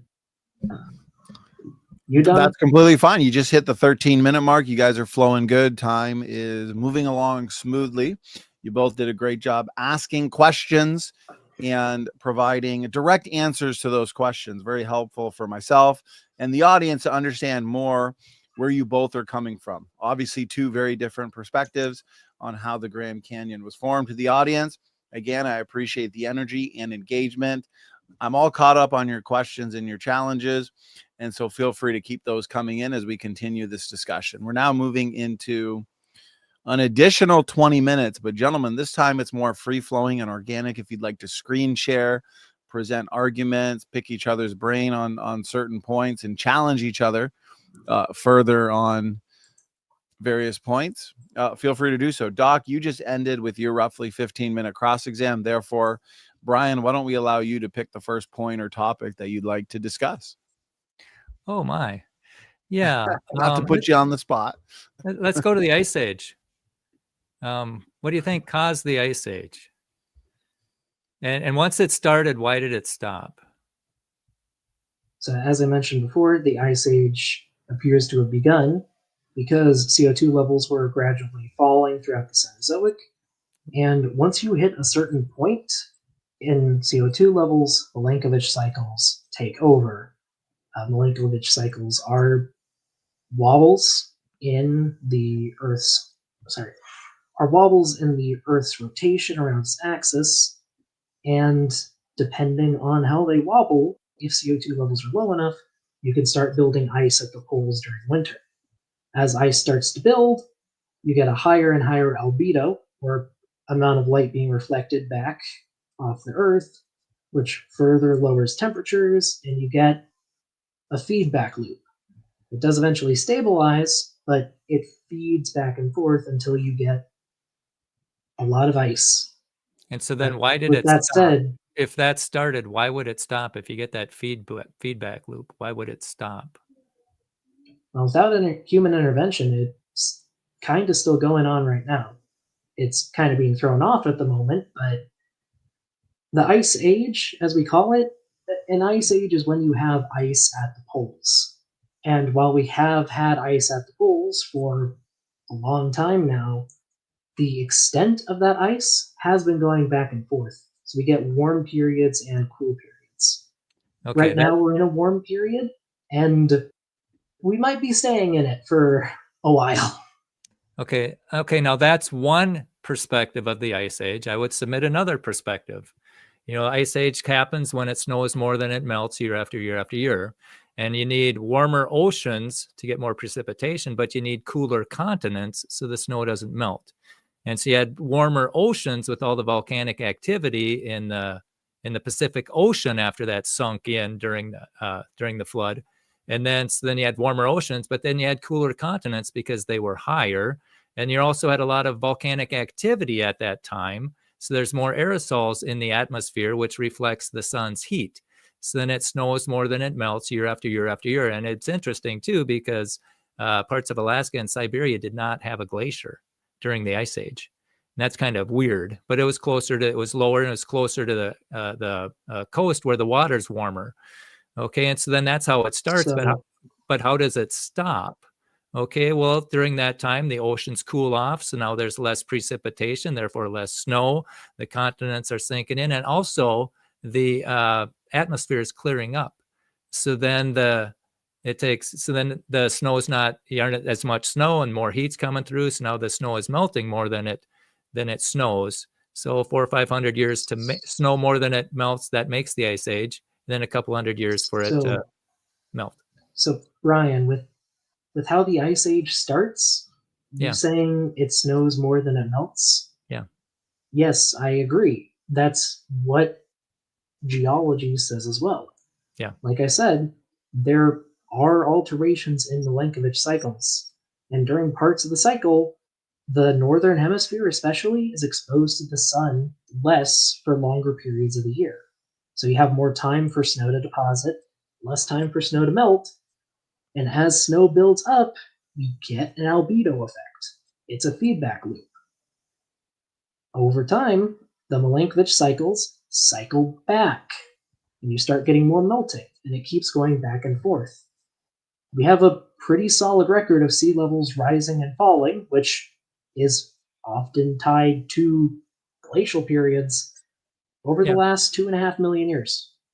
Right now, we're in a high stage.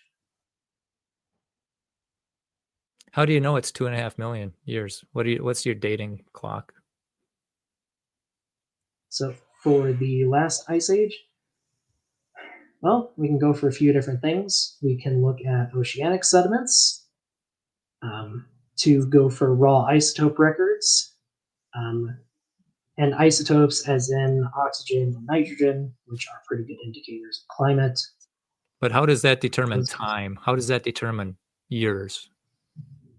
The isotopes, why does that? Well, how do you determine, how do you know how old those isotopes are? Right, sorry, time. So for climate change, we can go with the oceanic records. If you want a year-by-year analysis, we can go with ice cores. There are lots of good ones coming from Antarctica. Less so Greenland because it's more glacially active, but we have a really solid record from Antarctica. How do you know those are yearly rings and not just warmer, colder rings? We can do it in a couple different ways. When it comes to seasonal variation, summer ice down in Antarctica is allowed to melt more, and it forms slightly different layers than winter ice, and we see those going consistently. These layers also match up fairly well with carbon-14 for the last 50 or so thousand years. Going farther than that, we have to use other isotopes. Carbon-14 the trend is still fairly strong. Carbon-14, you agree with? Well, carbon dating in general, yeah. You know, they found carbon. It's not flawless, but it does work. They found carbon-14 in dinosaur bones and coal. Yes. And oil. Yes. And diamonds. Yes. How do you explain that? Yes. In a lot of different ways. It's carbon-14. If you have it, it can't be more than 100,000 years. So how would diamonds have That's not always true. Well, the half-life is 5,730 years. So after 10 or so, it's not measurable. Yes, I'm aware of how radiometric dating works. Yeah. When it comes to carbon wow, I cannot talk. When it comes to carbon-14 and dinosaur bones, a lot of that is due to infiltration. Carbon gets into groundwater pretty well, and it can get into bones. It can also get into coal. How about blood cells? Get into other things. How about nerves? Are you talking about Armitage? In dinosaur bones. Yeah. Mark Armitage's work is not good. I'm just going to say that it is not good as a paleontology paper. Why did they put it on the cover of Microscopy Today then? Because it's a pretty picture. Of dinosaur nerves that can't last millions of years. Of what appear to be degraded nerve and collagen. Of degraded nerves and collagen, yes. Yeah. We don't know it's from a dinosaur because he was very awful at keeping track of his site. Well, then why'd they fire him at California Northridge? He found bone cells. He got it published in Acta Histochemica, and they fired him. Why did they do that? I don't recall the entire story behind that, but it wasn't to do with his publication. And I know he claims differently, but the university's official reason is not to do that. No, he's right. He sued him for wrongful termination, and he won. So they shouldn't have fired him. But they did. I don't recall if he won or not. He did. Yeah, he did win. See, and that's the challenge that we have. We should have competing hypotheses, but they don't allow it. No, okay. So let me break this down. Mark Armitage's paper is on a horn and a rib that he says are from a Triceratops. The way his publication is written, nobody else can verify that because the area he works in has Ice Age deposits and Cretaceous deposits. It could be from a Triceratops, it could be from a bison.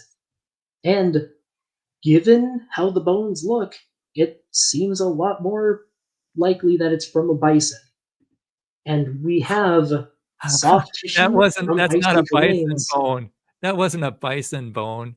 It was long. It's like 12 or 18 inches long. That's not a bison bone. Do you know what a bison latifrons is? A what? Do you know what bison latifrons is? No.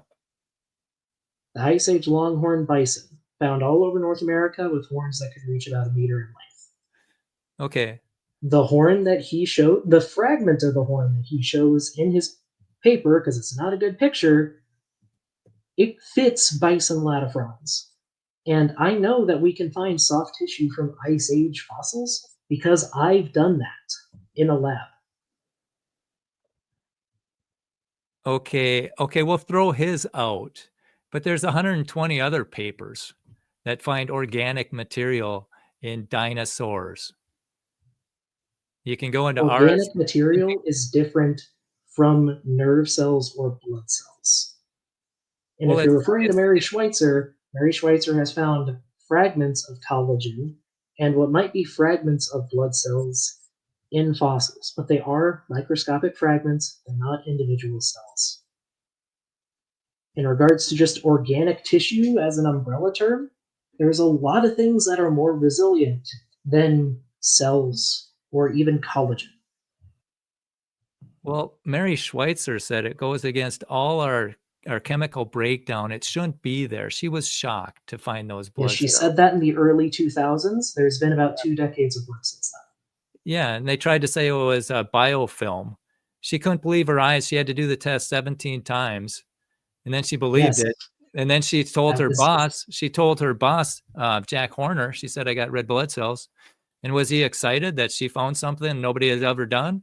He says, can you prove they're not red blood cells? And so then Bob Enyart calls because that's how science works. Well, yes. If you think you have something, you try to disprove any other interpretations. Okay, so then Bob Enyart calls up Jack and offers him $20,000 to carbon date that bone, along with a bunch of other things. It'd be a blind test, so nobody knows what they're testing, and then come back with the dates and see what we got. And Jack Horner wouldn't do it. Yeah, because it's pointless. Why? And Jack Horner is a lot of things. I'm fairly familiar with him. Why but is it he doesn't always do unnecessary things without a good reason. Why is it pointless? I mean, that's what he told Bob Enyart, and you can listen to it on YouTube on rsr.org. And he said, well, we wouldn't expect to find, carbon-14 in those bones because they're so old. And then Bob says, yeah, I know, but we wouldn't expect to find blood cells in there either. And they didn't find blood cells. They found fragments of collagen and what might be remnants of blood cells, not cells themselves. Also, when we even collagen, fossil, we don't date the fossil. What's that? You don't date the fossil? We don't date the fossil. We date the rock that the fossil is in. And how do you date the rock? Usually through radiometric dating.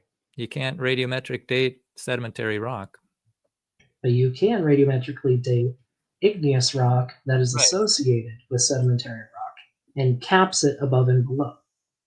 Okay, well, there was no cap on this one. It was only 2 or 3 feet below the surface. There was no cap. It was found in the Hell Creek Formation.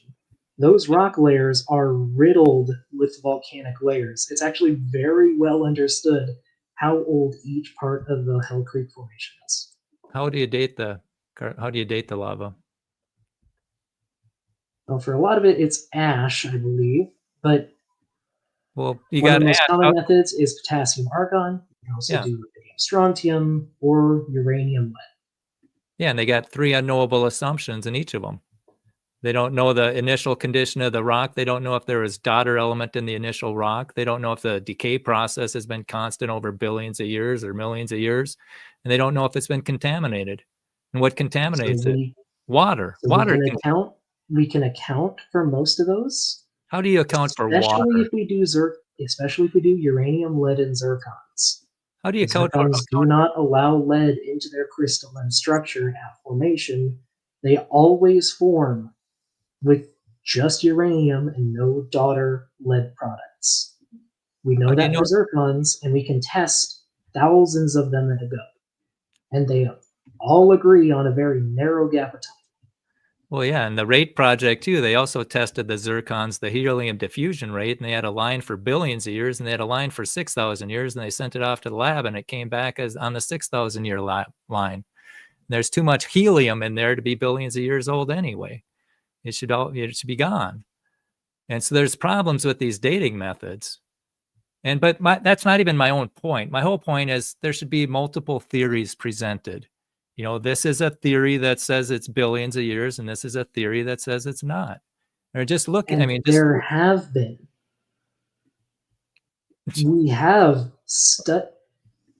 been fighting over this, like how old the Earth is, how old parts of the Earth are, for hundreds of years. That's not a new thing. Do you know where the Earth's oldest rock was? I believe currently they're from Australia, but I could be wrong. No, it's the moon. I think they're detrital zircons in Australia.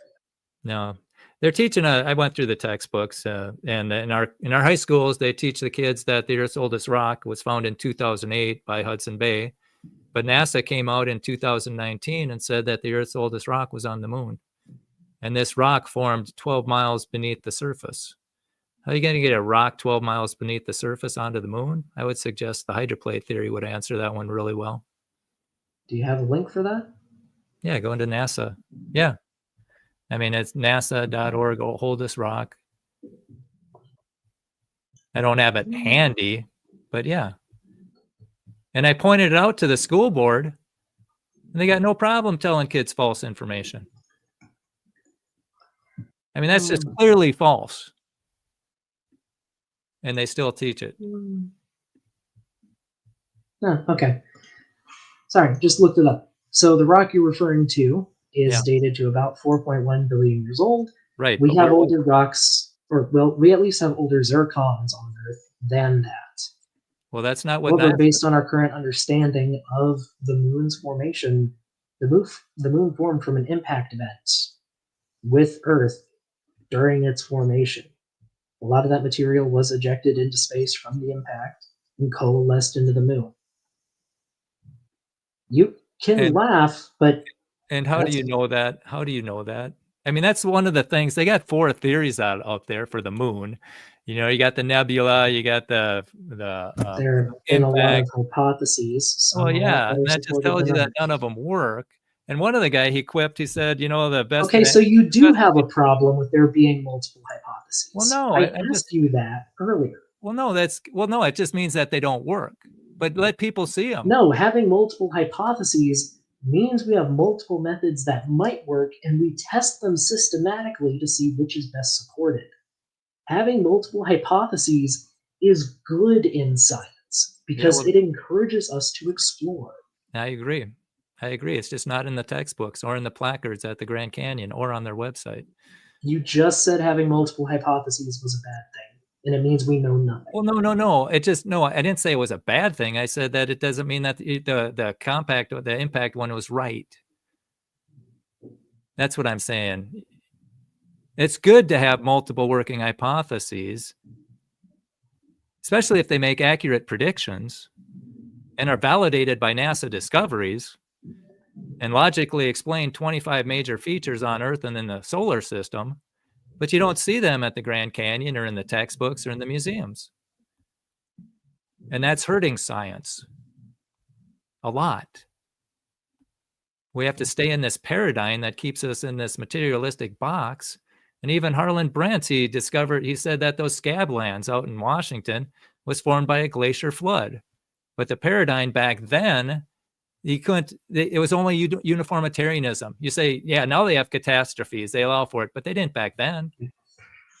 And he was in his 90s. Science is an evolving field. We learn new things and we incorporate them into our models. It took them That's how it works. Yeah, I know. It took like 60 years for them to, once they got the satellite pictures, they said, oh yeah, that guy was right. Sometimes science progresses one funeral at a time. The people that get their money and their funding and their prestige from a paradigm being right, they don't want to lose that. So they fight all the opposing, the paradigms, the new paradigms, even though theirs can't explain things. And that's where we're at right now. We're on a new paradigm. We are on the verge of a scientific revolution. Brian, challenging the paradigm is how you make your name in science. Or get fired. No, it's how you make your name in science, especially if your evidence is well supported. Or get fired. Jerry Bergman, I got 3 volumes right there: Slaughter of the Dissidents, Silencing the Darwin Skeptics, Censoring the Darwin Skeptics. It's happened to him 2 or 3 times. There's sacred cows out there. Bergman also blatantly lies about basic geology and paleontology. How so? What has he lied about? He does it in a lot of ways. If you want, I can send you some evidence for that later, but he does. Well, it's a slanderous statement. Yeah, I'd like to see what you got to back it up. It's not slander if it's repeatedly demonstrated.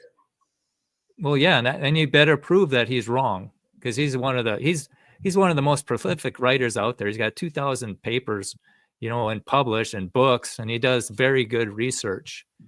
And yeah, you better be right that he's wrong, because he's got the documents. They don't want to publish his books because of what they say. It kicks a sacred cow. And that's the problem we have in science. You're only allowed one perspective if you want to go up in the ranks.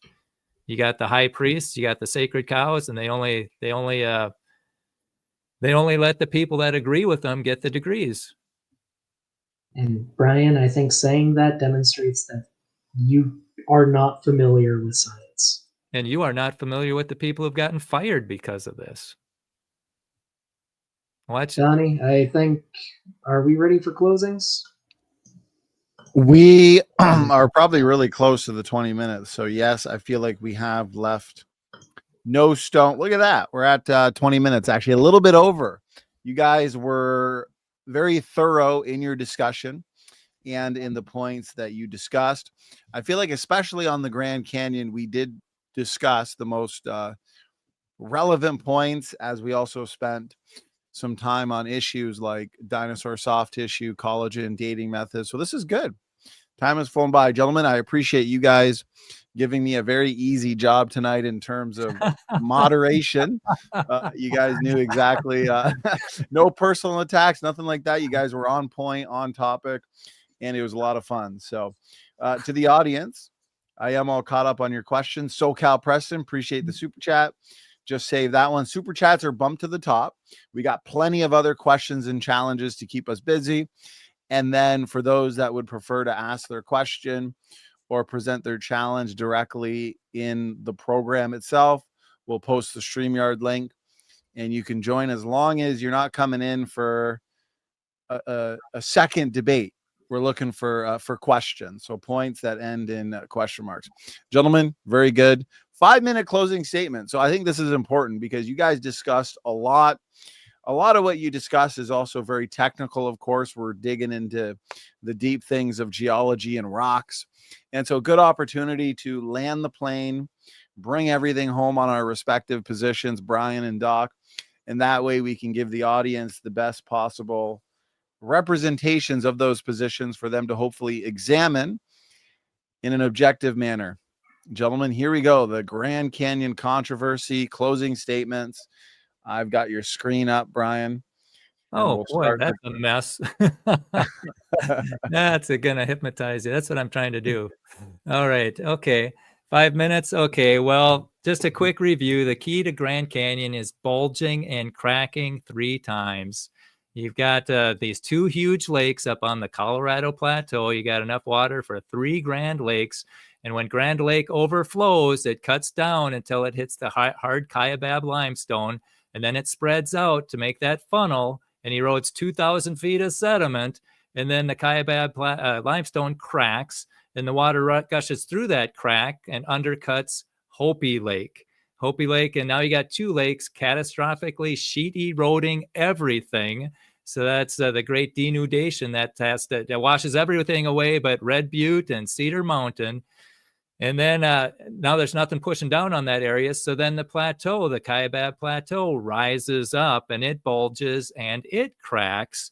So then the water that was sheet eroding everything gushes through that crack and cuts out the Grand Canyon. And then there's nothing pushing down on the Grand Canyon. So then the basement rock bulges and cracks. And that's how you get the inner gorge. I should have asked more about that. How does that river cut down instead of wide, cut down into the harder rock instead of wide into the softer rock? But that's the Grand Canyon in bulging and cracking 3 times. And so now you can actually think about something. You got the government conclusion where it's a little water and lots of time. You got the hydroplate conclusion where it's lots of water and a little time. And now you can think critically. That's all I want. Just give people another perspective. Let them think. I am so sick and tired of a certain dogma rammed down everybody's throat, and you got to think this way. And so that's what I want. And I think that we should follow what Thomas Chamberlain said. We need to multiple working hypotheses so people can think critically instead of just memorize and conform. But the reason that doesn't happen is you can read The Structure of Scientific Revolutions by Thomas Kuhn. It talks about these paradigms that people all agree with, and there's some anomalies. And they may accumulate to the point where normal science becomes difficult and where the weaknesses in the old paradigm are revealed. And that's where we're at right now. Yeah, that Grand Canyon, those theories don't work. This one does. I mean, evolution's falling apart. The Big Bang's falling apart. All in our lifetime, the origin of life is falling apart.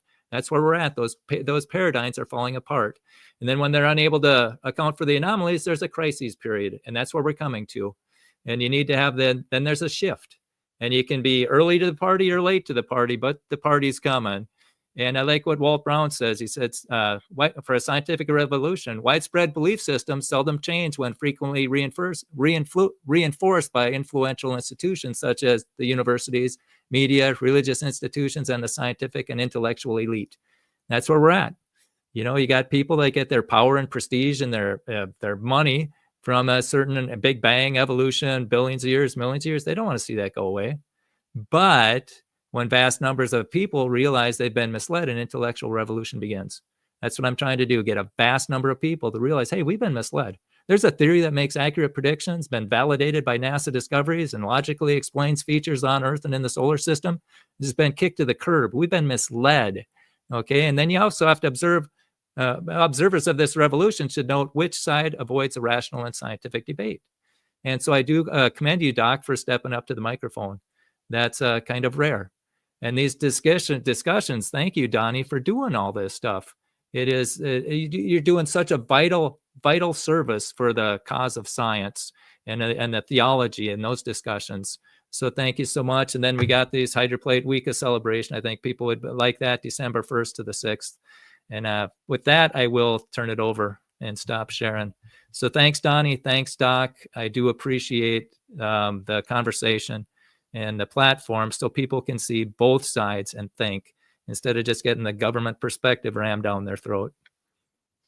Well, I enjoy these. I thought this was an excellent debate, gentlemen. Very informative. Clearly, you both have studied this topic extensively, and I love how wide-ranging the topics were, but still all very focused. So Brian, thank you for the 5-minute closing statement. Doc, we got you for a 5-minute closing statement, which means in 5 minutes, we're moving into audience Q&A, and we're looking forward to engaging and interacting with your questions in the audience. So if you have any challenges or questions within the next 5 minutes, send them in. We'll save them and we'll have some fun. Doc, floor is yours. 5 minutes starting now. All right.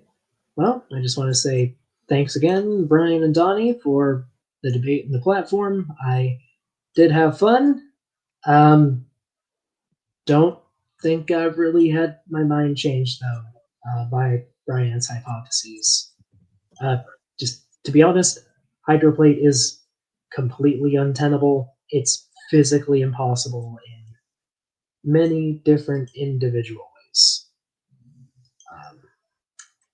Kind of wish I'd done better in my my interrogation portion, to be honest, but I'm not really good at doing that sort of thing. I'm better at answering questions most of the time. Otherwise, for the debate itself, I mean, I just have to say, believing in an old Earth isn't a salvation issue, according to many science-affirming Christians, many of whom are in my own field and my personal idols.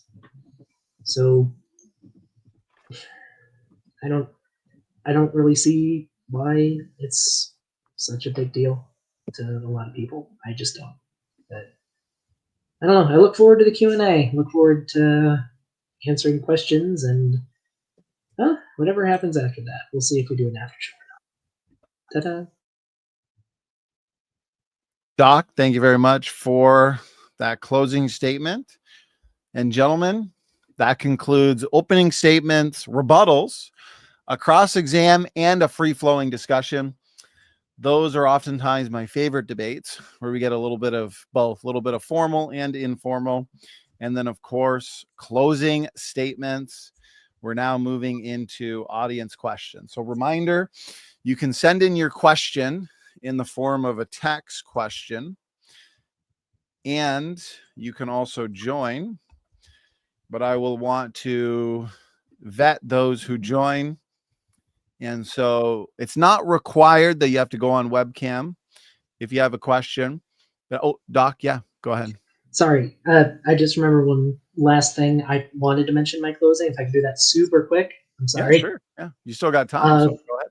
To curious people in the audience, reach out to your local universities. Reach out to professors or scientists in geology with your questions. Seriously, please do. I have a bachelor's degree in this subject. I'm not the most informed, and I will be upfront about that. But please feel free to research or to reach out to the experts, to the people who are currently doing research on this stuff. And I do want to emphasize currently there. Don't talk to people who were doing it like 60 years ago who haven't kept up. Talk to the people currently doing geomorphology and geology in general. We're always, well, at least most of us are always excited to get questions and to answer questions and share our research. Like, not just the bulletin at the national parks, like the actual research, and we will talk your head off about it. A lot of us are trying to not let academia be an ivory tower. We want to talk to people and teach people and stuff. Yeah, just reach out to the experts and ask, because there's a lot of good questions out there. Just ask them. Doc, thank you very much for the additional points in your closing statement. Completely fair, because you still had a few minutes left anyways. And so, okay, I've pinned the link in the live chat. And as I was saying, you can still feel free to send in your text question. We're basically just mixing it up. We're doing a little bit of both. You can call in, or you can send in a text question. And of course, in light of all the questions that we have, we'll never have time to get to all of them. Therefore, super chats, as I see, continue coming in here. SoCal Preston, appreciate it. Just saved it. We'll bump those to the top, and we'll guarantee that those are read. Of course, as long as they're cordial, respectful, and on topic. And so, okay, I've got the StreamYard link pinned. Again, we've done countless. We've done dozens and dozens of hours worth of open mic Q&As and debates and discussions. And occasionally we'll get someone joining who's not necessarily joining for the intended purposes. So to avoid any of those unfortunate circumstances, when you're backstage, you don't you're not required to go on webcam, but just go on webcam backstage for me to see. Give me the thumbs up so I know you're legit, and then that way we can bring you in. Unless I already know who you are, of course, then that's completely fine. Now remember, questions end in question marks. So again, we're not looking for any additional debates. We're looking for questioners to make their way in, to spend 30 seconds or so making their question, providing the context. We'll allow the guest to answer, and then we'll allow one follow-up to keep it a little more engaging. So, okay, let's start with the questions we have already, though. Doc and Brian, again, very good. This is more of a comment and to fill them free. I appreciate the super chat and support. And Nephilim free. I'm assuming it's directed at you, Doc, and feel free to interact with what he's got to say, but he's pointing to a specific lava flow at the bottom of the Grand Canyon that's been radiometrically dated as 10,000 years old, 117 million years old. So he's basically pointing to an example of some discordant dates here with a range, Doc. Any thoughts on that? Okay. So the name sounded familiar, so I thought I'd look it up really quick. The Winkaret lava flow it's more accurate to call it a lava field. There's an area in the southwestern US where a lot of lava flows have happened just over the course of history, and at least in our recent geologic past. A lot of them are of different ages, but that's because they're dating individual lava flows. I would have to know which flows in particular he's talking about in order to address that fully. But it's a lava field. There's been multiple flows, so you'd expect multiple ages. Sorry, also, Donnie, really quick, my camera is flickering for me. Do you see that, or am I good? Your screen's flickering or your keyboard? My camera feed. Oh, your camera feed. No, you're coming in okay to me. Brian, does Doc look like I don't see any issues on my end. I don't notice anything here. So it could just be on your end. Did you want to wait and see if it goes away? Did you want to refresh your system and make your way back in? What do you think would be best, Doc? It looks like it's gone away. Okay. Although I did also remember to Nephilim's question, there are older lava flows in the Grand Canyon. In the diagram I showed in the initial presentation, sorry, going back to the presentation to find the name, because I forgot the name, but the Zoroaster granite, if you want to call that a lava flow, that's kind of weird, but it did form from a melt, and that's, I believe, dated to a few billion years old. So maybe that's what he's talking about? There's lots of lava flows in the Grand Canyon, just through the layers. Thank you, Doc. Brian, over to you. Any thoughts? Anything you'd like to add? Yeah, I thought I'd read somewhere that the raid team, they dated lava flows and from the bottom and on the top of Grand Canyon, and the ones on the bottom were younger than the ones on the top. And it seemed like that would be a big inconsistency. But the dating methods too, there's a lot of assumptions built into them too. Thank you, Brian. Doc, did you want a final word there? Yeah, there are more recent lava flows that have flowed into the Grand Canyon from that lava field, actually. So, yeah, there's going to be some older lava at the top and some younger at the bottom, because lava flows have flowed into the Grand Canyon, and they don't always flow over one another. Well, the thing that, if I can, they dated the lava dome on Mount St. Helens, and they sent it off, and it came back between 340,000 years and 2.8 million years, and it should have been like 10 years. And it seems like when we know the dates of the rock, when we date them, the method doesn't work. But when we don't know the dates, then we're supposed to assume that it does work. And I think that's not wise. And that's because it was Steve Austin who did that, right? Yeah, Steve Austin. Yes. When Austin did those experiments, not only did he not do them correct, he also sent them to a laboratory that explicitly said it could only date materials that were of at least a few 100,000 years in age. So how come he did the wrong preparation methods, and he sent it to a lab that couldn't get the resolution he needed. So then why did they give him designed the test to fail? Then why did they give them dates? Why didn't they say, hey, we can't, this one's too young? Why did they give them a range? Because that was the smallest amount they could measure. Well, do you see how there's that's that big of an error? That could be on everything. That was for that specific lab about 2 decades ago. We have advanced since then. But it's still based on unknowable assumptions. No, it's not. He just did it wrong and sent it to the wrong lab for what he was wanting. Other people have gone into it. that we don't have the time for here, but the test was designed to fail, and it failed. And creationists have been talking about it ever since. Doc, next question, Donnie. I respectfully disagree. if I could ask my own question, because I'm the Yeah. moderator, I won't push back, but it's such an Yeah. interesting point. And Doc, I appreciate your response. What were your thoughts on, because we had Dr. Andrew Snelling say that other geologists in the mainstream world, so other mainstream geochronologists, they use the potassium to argon method for dating young volcanic rocks like Steve Austin did. And he provided many of those examples directly from the mainstream literature, basically as a way to counter what you've said and many of other people have said. So I'm curious as to what your overall thoughts are on other geochronologists basically using the same method and going about dating these young volcanic rocks in the same way that Dr. Steve Austin did. So to have a definitive opinion, I would have to see his specific statements on what specific tests he's talking about.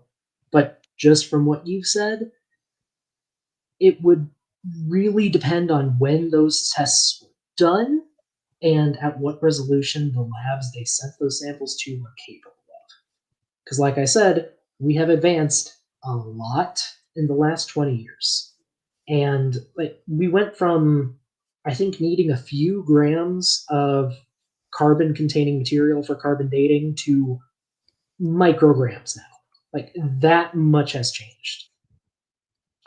So yeah, I would have to see exactly when and where these samples were. I would need the context, but off the top of the dome, we have gotten more precise since then. Okay, well, I appreciate you engaging that question and also the follow-up question. Okay, let's move on to the next one. Very good so far, gentlemen. SoCal Preston, $5 super chat question for Doc. You said science affirming Christians. What does that mean? Are you not aware of that the founders of the major sciences believed Noah's flood? So by science affirming Christians, I mean Christians who are well informed on the science, what it says, what it means, and what the evidence is based on, and follow that evidence. Like, they understand what the evidence says and what it means. And am I aware that the founders of the major sciences believed in Noah's flood? Yes, most of those people also lived between 1600 and 1800, before geology was a real science, and during its infancy, when Noah's flood was still widely believed as the explanation. With that said, even like when geology started getting attention, Noah's flood was immediately put under scrutiny because it just wasn't lining up with a lot of things. But yeah, no, a lot of them believed in Noah's flood because they lived before geology had advanced as a science. Thank you, Doc. Brian, anything you'd like to add? Well, I would suggest that science is defined as observable and testable, and a lot of those are not. And again, yeah, the founding fathers, they were creationists. This is 11 Christian men of science, 11 men who changed the world. It's like Maxwell and Faraday and Boyle, and also Walt Brown. Walt Brown's in this book, and he's the one who came up with the hydroplate theory, and he is the Isaac Newton of our day. He has so many accurate predictions, and that's the predictions. That's when you go to your scientists and talk at the college, you can ask them, hey, what predictions have you made? What are your accurate ones? You know, and what ones are you expecting to make? And see how it lines up with the hydroplate. And then also ask them, hey, where did people come from? And then you can find out what they really believe. Do they point you to Adam and Eve, or do they point you to ape-like ancestors? Do they believe what God said, or do they believe what man said? And you need to figure that out right away. Thank you, Brian. Doc, final word? Well, I would ask, why is George Washington's Ferrari not in a museum? He lived before it existed, or before the company existed. The same was true of geology. They didn't have a better explanation because of the time they lived in. it's just not a fair question. Thank you very much. We have a couple guests in the back. One of them here, Josh Musics, good to have you, says that he has a question very similar to this question, and so maybe a good opportunity to bring him in. Somebody else in the backstage named Bill Wells. It says device is not connected, so you'll have to figure that out before we bring you in. And Josh, I'm familiar with you, so I didn't need to vet you. Bill, your name doesn't ring a bell, so if you can, get your devices fixed, go on webcam real quick, give me the thumbs up, we'll bring you in. And also in the private chat, let me know perhaps what your question is, or just give me a little bit of details regarding what you're planning on asking. Okay, Josh, good to have you. Make sure to click unmute and present your question. Go ahead. Hey, Donnie, if the audio's too bad, just kick me to the back. I'll be quick. Okay, feel free to, it's not the best audio, but it's doable, so feel free to present your question. Good to have you. Brian, great conversation. If there's an after show, I'll talk to you then. My question is for Doc. So you said that whether or not the flood created the Grand Canyon is not a salvation issue, right? But I think it absolutely is, right? Because if you start picking and choosing which parts of the Bible are metaphorical versus literal, the whole Bible falls apart. So where do you come to the conclusion that it's not a salvation issue? Thank you. Sure. I say believing in Noah's flood isn't a salvation issue because that's the opinion of many Christian scientists, and most Christians across the world are not young earth creationists, so it doesn't seem to be that big of an issue. It's a problem for some denominations, or at least they feel it is, but most people don't see it as a salvation issue, no. Thank you, Doc. Yes, most Christians, maybe I'll add this and we'll throw it to Brian, would say that a salvation issue would be believing on the Lord Jesus Christ, the death, burial, and resurrection of Jesus Christ, with one's belief on the age of the earth being secondary and therefore not salvific, perhaps more of an authority issue. But anyways, Brian, anything you'd like to add? Yeah, I would agree. It's not a salvation issue because you're right. The gospel for Christ died for our sins according to the scriptures, and that he was buried and that he rose again the third day according to the scriptures. That's the gospel. That's what saves us. But it is a consistency. I mean, do we believe the Bible or don't we?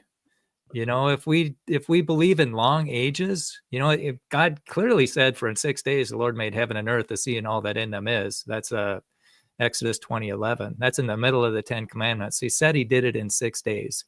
And they try and put gaps in there or long ages. But Jesus said in Mark 10:6, but from the beginning of the creation, God made them male and female. That's not millions of years later. That's not billions of years later. That's the beginning, the very beginning of the creation. And then when people say, you know, if Jesus is our example, and he always refers to Genesis as accurate historical events. He refers to the flood as it was in the days of Noah, so shall it be in the days of the coming of the Son of Man. And it was a worldwide destruction, not just a local destruction. And so, yeah, we really have to be careful if we're not following the example of Jesus. You know, he said, if I told you earthly things and you believe not, how shall you believe if I tell you of heavenly things? And if he said it, it's clear. And I don't think if we start doing mental gymnastics to make trying to fit evolution into the Bible, or trying to fit the Big Bang into the Bible, or trying to fit millions of years into the Bible, we're on real thin ice. And that's what I like about the hydroplate theory. It starts with the Bible. It's not catastrophic plate tectonics taking a secular model trying to squeeze it in there, or theistic evolution taking a secular model and trying to squeeze it into the Bible. It's the Bible. It starts with the Bible. And then it goes from there, and then it makes accurate predictions. Thank you very much, Brian. Doc, final word since the question was for you. Yeah, just a quick clarifying thing on my point. I believe that salvation is through faith in Jesus Christ alone. But my whole point was to say that it is a salvation issue is because, like I said, if you start picking and choosing which parts are true, oh, it was 6 days, or it represents 6,000 days, or it represents epochs, like, you have to apply the same amount of scrutiny to the gospel. If you can't believe that God did it in 6 days, how can you believe that Christ rose from the dead and actually can pay for your sins? That's my final point, Donnie. You could throw me backstage. Josh, I appreciate it. To be fair, Doc, the question was for you. Therefore, you could have the final word if you'd like it.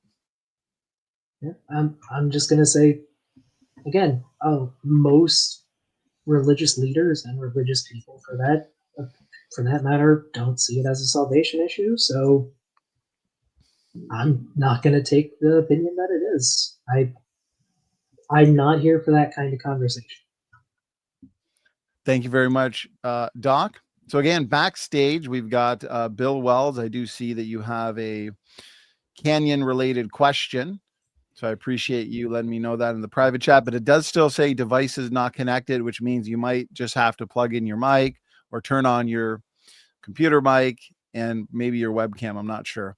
Okay. We've also got Delmy Tree Cutter, who says that he would hold to Brian's position. So Delmy, it's good to have you. Appreciate it. And what was your question? We're trying to keep questions, though, to the audience. We're really trying to keep it on topic, Grand Canyon, and what does the evidence really show? Delmy, good to have you. And who's your question for, and what's your question? Hey, how you all doing tonight? God bless you all. God bless. So my question is for Dano. So Dano, it's kind of a two question, but they're both short. Uh-oh. Oh, I think we might have lost. I think we might have lost Delmy. Delmy, just to make sure we're moving along smoothly, I'm going to put you backstage for now, and feel free to rejoin when you fix that issue. And in the meantime, I'll bring in another question. SoCal Preston, appreciate the super chat in question. $5 super chat for both. Can you discuss how geologist J.H. Brett's 1923 was attacked for his theory of the Scablands and the Missoula floods because he supported catastrophism? Brian, did you want to start? Yeah, that's what happened. The only thing that was allowed was uniformitarianism back then, and he went against it. So he was ridiculed and he was rejected for decades. It wasn't until they got satellite pictures and they thought, oh my goodness, he's right. So when he was in the 90s, he got the award. It's like everyone he wanted to put, shove it in their face, they were all dead already. And this is one of those examples when science progresses one funeral at a time. And the majority, the consensus is wrong a lot. We shouldn't just follow the consensus. Thank you, Brian. Doc, over to you. Well, I am unfortunately not familiar with this particular paper from the 1920s. I would have to read up on it to have an informed opinion. But I will say the consensus is usually a consensus for a reason. If the majority of experts on a topic are swayed by the evidence, that tends to mean something in most scientific fields. Planes don't work too well without wings. I think most engineers would agree. Sorry, I'm kind of going through his paper right now, too.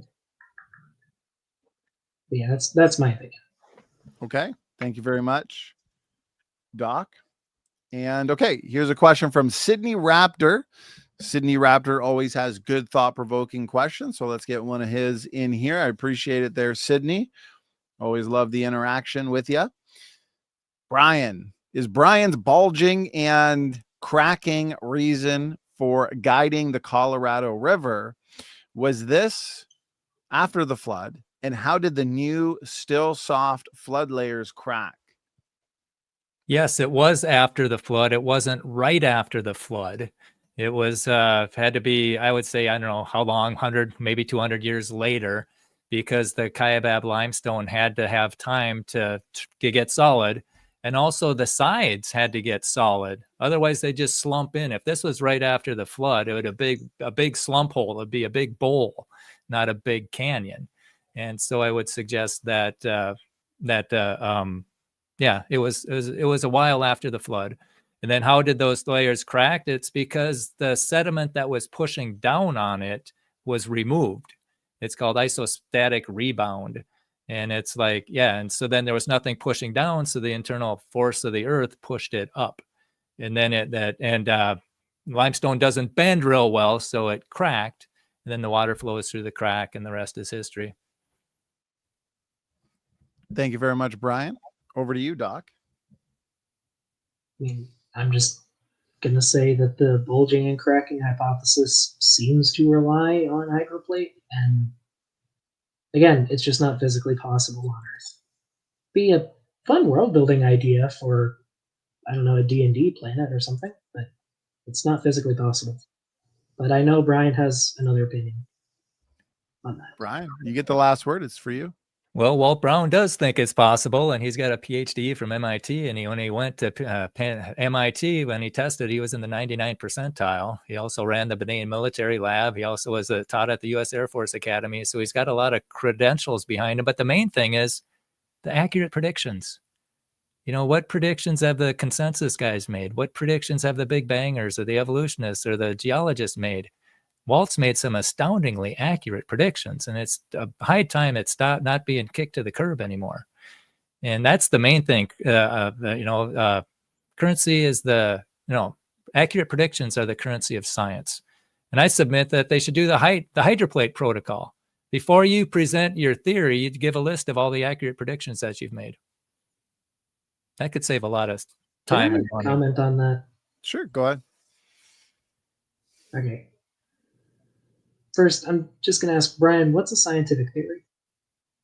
What's that? Versus a hypothesis. What's a theory versus a hypothesis? Well, the theory's got more. It's more robust. It makes accurate. It answers the questions more than the hypothesis is more like a guess, and then they design the test to figure it out. But there's the scientific method that's involved: observable, testable, repeatable. And that's nothing with geology. You're just measuring things and you're looking at things, and that's not testable. So it's not a real, what would you call, hard science. It's got a lot of assumptions to it. And you're right. You know, a lot of the scientists believe it. A lot of the geologists believe with that. Well, yeah, that's if you fire the rest of them. Yeah, a lot of them will believe with that. And then also a lot of them will believe what the funding says. You know, 98% of the scientists believe who's funding, believe what the funders want.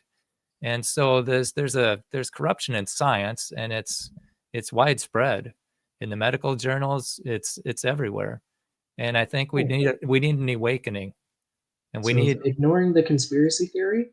I would really encourage you to reach out to geologists, like PhD geologists, and ask them, present them with your ideas, like Steve ask Austin. them what they think of it. Like Steve Austin. Would you reach out to Steve Austin to see what he says? No, because he has demonstrated time and again that he does well, that's not what they do. They do ad hominem attacks. He lies about it. Yeah, they do ad hominem attacks. Reach out to your local. How about Tim Clary? Tim Clary. I mean, I've got the slide. Reach if you want out to non-creationist geologists. You say we're following biased sources. You only seem to follow creationists or non-creationists specifically when they agree with you.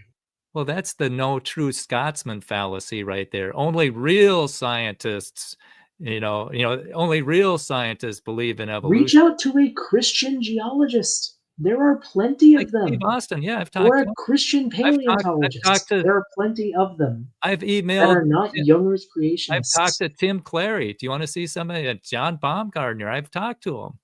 Yeah, they've got solid science on their side. It's just that the secularists won't let it in the door because all they can think about is matter and energy, blind chance. And if anything goes against that, they don't publish it. Look at Richard Sternberg. He put an intelligent design article in the Smithsonian paper or magazine, and he got, they took away his position. There's a witch hunt for creationists. And I'm looking forward to the day when we have the freedom to think. And then after that, I want the freedom to come out of the closet so you can have these views without losing your job. You have the freedom to think and espouse your views. Not it's and keep your job. You ignore not and keep your job. You can't. Then no one's going to take you seriously. Well, our schools don't even take the errors out of the textbooks. You show it to them, they don't care. Just false information. So there is a problem with a lot of textbooks being out of date. I think. Yeah, no doubt. No, these are better textbooks. These are 2020. I can agree with you on that. These are 2024 textbooks. They were brand new, and they were still full of errors. Brand new. According to you. Gentlemen, I enjoy the back and forth. Appreciate the banter. Let's move on to the next one here. We got a good one from Creationist Crybabies coming at you, Brian. Let's see what he's got for you on the Grand Canyon. Gentlemen, the debate has sparked and generated a lot of good discussion in the live chat. That's what we want. We want to generate a good, healthy, scientific discussion on these issues. And so here's the question. If the Grand Canyon were carved in unconsolidated sediments, wouldn't the sides of the canyon show obvious slumping? Well, not if they turned into sandstone. Like they're sedimentary rock. Sedimentary rock is not going to slump, but there is signs of slumping in the barbed canyons. At the bottom, there are layers that did slump. Thank you, Brian. Anything you want to add, Doc? No, not to this, but I did find stuff about Brett's and the Scablands, going back to your previous question. It's okay to go into that after Brian's done with this. Okay. Brian, did you want to have a final word here? No, that's fine. Okay. And Doc, you were saying there's a point you wanted to bring up? Yeah, so earlier we talked about the Channel Scablands up in Montana and how Brett's, the geologist who first proposed it, was apparently under attack. He wasn't under attack.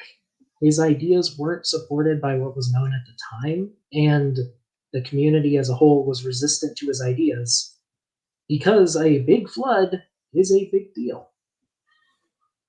But later on, findings did support his conclusions, and he seems to be right. That's a scientific process. He had good evidence that something had happened, but we needed more evidence to support it. That's how science works. That's how science should work. It's how science does work. Okay, we got a couple more guests joining us. Let's see here. We got Bill Wells. Bill, good to have you. Your setup is coming in good. And then we've also got SoCal Preston in the house. SoCal has sent in a couple questions and super chat, so I do appreciate the support. Why don't we start with Bill Wells again? Good to have you. And who's your question for, and what is your question? Go ahead, Bill. My question is for Doc. I was curious how he would explain how these many sink valleys that enter Marble Canyon as well as the side canyons, how those sink valleys were formed, given that there's no evidence of any surface water that would have caused those. Sink valleys in Marble Canyon. First, let me. I'm not sure what features you're exactly referring Would those to. be the, Are you would referring those to be the barbed sinkholes? canyons? Would those be the barbed canyons? No, the sink valleys. Okay. I am unfamiliar with that terminology. If we were to bring up a map, would you be able to point me to where that is? Well, I've seen them. I have a different perspective. I did a lot of flying as my career. Early morning with a low sun angle, you see things that you normally wouldn't see later on in the day. And not only the Grand Canyon, but many parts of the country as well. The Grand Canyon specifically, you will see where you've got long valleys that are empty into the side canyons as well as the crack in Marble Canyon. I've got a picture of it, Donnie. If you want me to share the screen, I've got a picture of it.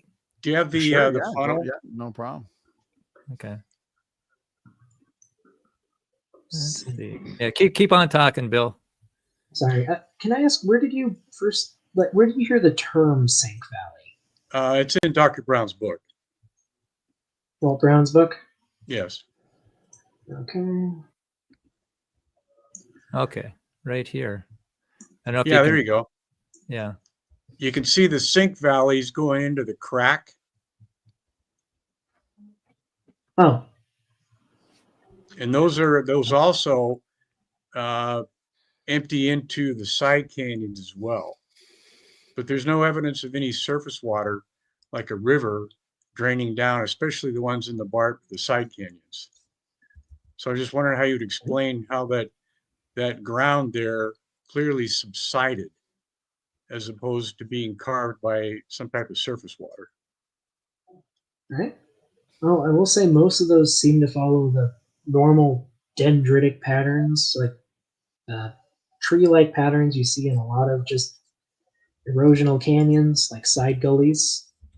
Those look like they're just side canyons that have carved in pretty deep. At least following the standard geologic model of the area, there's been a lot of uplift. As we've been over, there was lots more precipitation in the area in the past. That would lead to increased rainfall and increased erosion in this area too. So, but as I they fly just seem to over be it, normal size side canyons. They're just incised. It happens. as I fly over it, I see no evidence of any kind of surface water, like a river, that could have carved either the side canyons or formed the sink valleys. Especially the sink valleys, looks like the ground just subsided, that material was removed from underneath it, which the hydroplate theory explains very well. But if all that is solid rock, then how do you get this subsidence? So you do still get side canyons through solid rock, but I will say this is like a very high desert now. I wouldn't be surprised if you flew over it now and didn't see a lot of water when it wasn't raining. Dry areas like this, when it does rain, it usually flows through very fast and evaporates really fast as well. They would be ephemeral. But I'm sure water does still flow through there when it rains. But up at the surface, you see no evidence of any river that was flowing into either the side canyons or the sink valleys. So the kind of tree-like patterns you see in the surface, that is where water flows when there is rain. Like when there's rain, it flows into those patterns and it follows them down into Marble Canyon. That's where the water goes. But I see no evidence of surface water that formed that. You don't see it when you fly over There's it most of the time because there's no river extension that's leading into the side canyons, for example. There's no rivers or any streams that are leading into the sink valleys. Are you saying you don't see where like the water starts and then goes into the canyon? I see no evidence of where the any type of surface water away from the canyon flowed into the direction of the canyon to carve the sink valleys or the side canyons. Okay. It's not there. So the water that carves those canyons, like what carves those little gullies and canyons there, is mostly rainwater. Some of it might be flowing from the cliffs either side. Some of it might be coming out as groundwater, but it is going to be ephemeral. There's not always water present there, but it still erodes. You see these kind of things in every desert. They're just streams that dry up. Okay. Sorry, maybe I'm not understanding what you're saying, but I'm looking at this and it's just, those are normal ephemeral streams that I've seen in many deserts. With no source.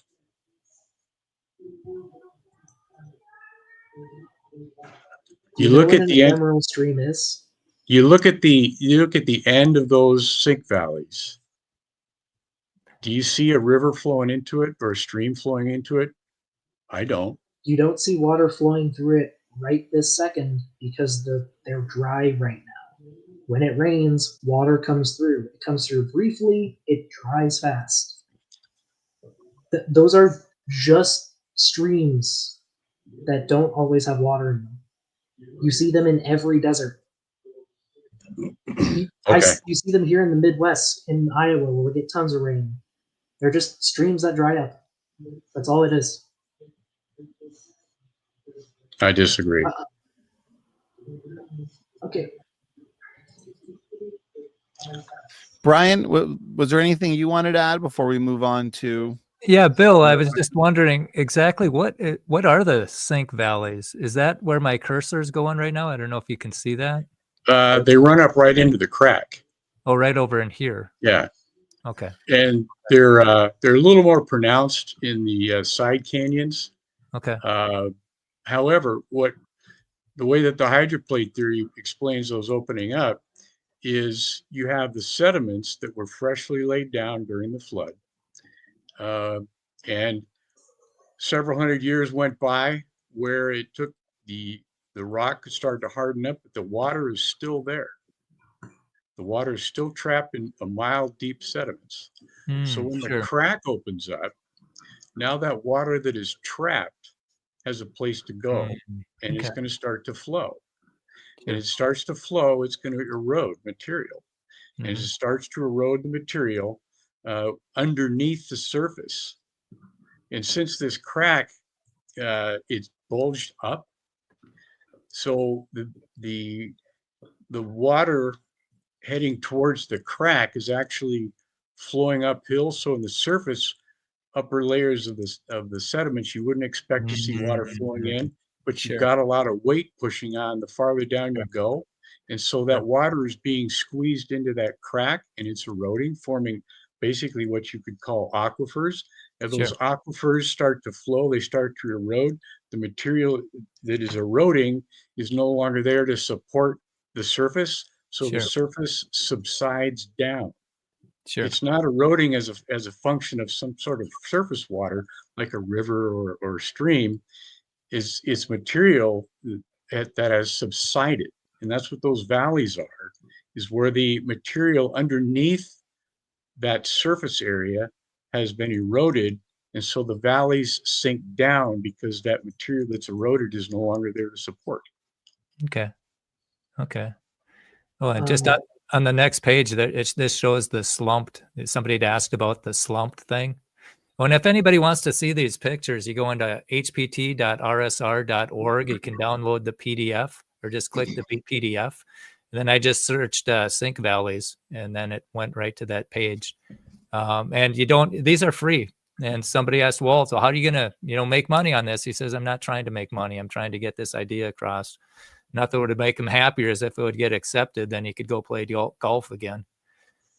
But yeah, this is all right. Would you be able to share my screen quick? Yes, Yeah. to be fair, Doc, let's give you the last word since the question was for you, and then let's move on to the next question.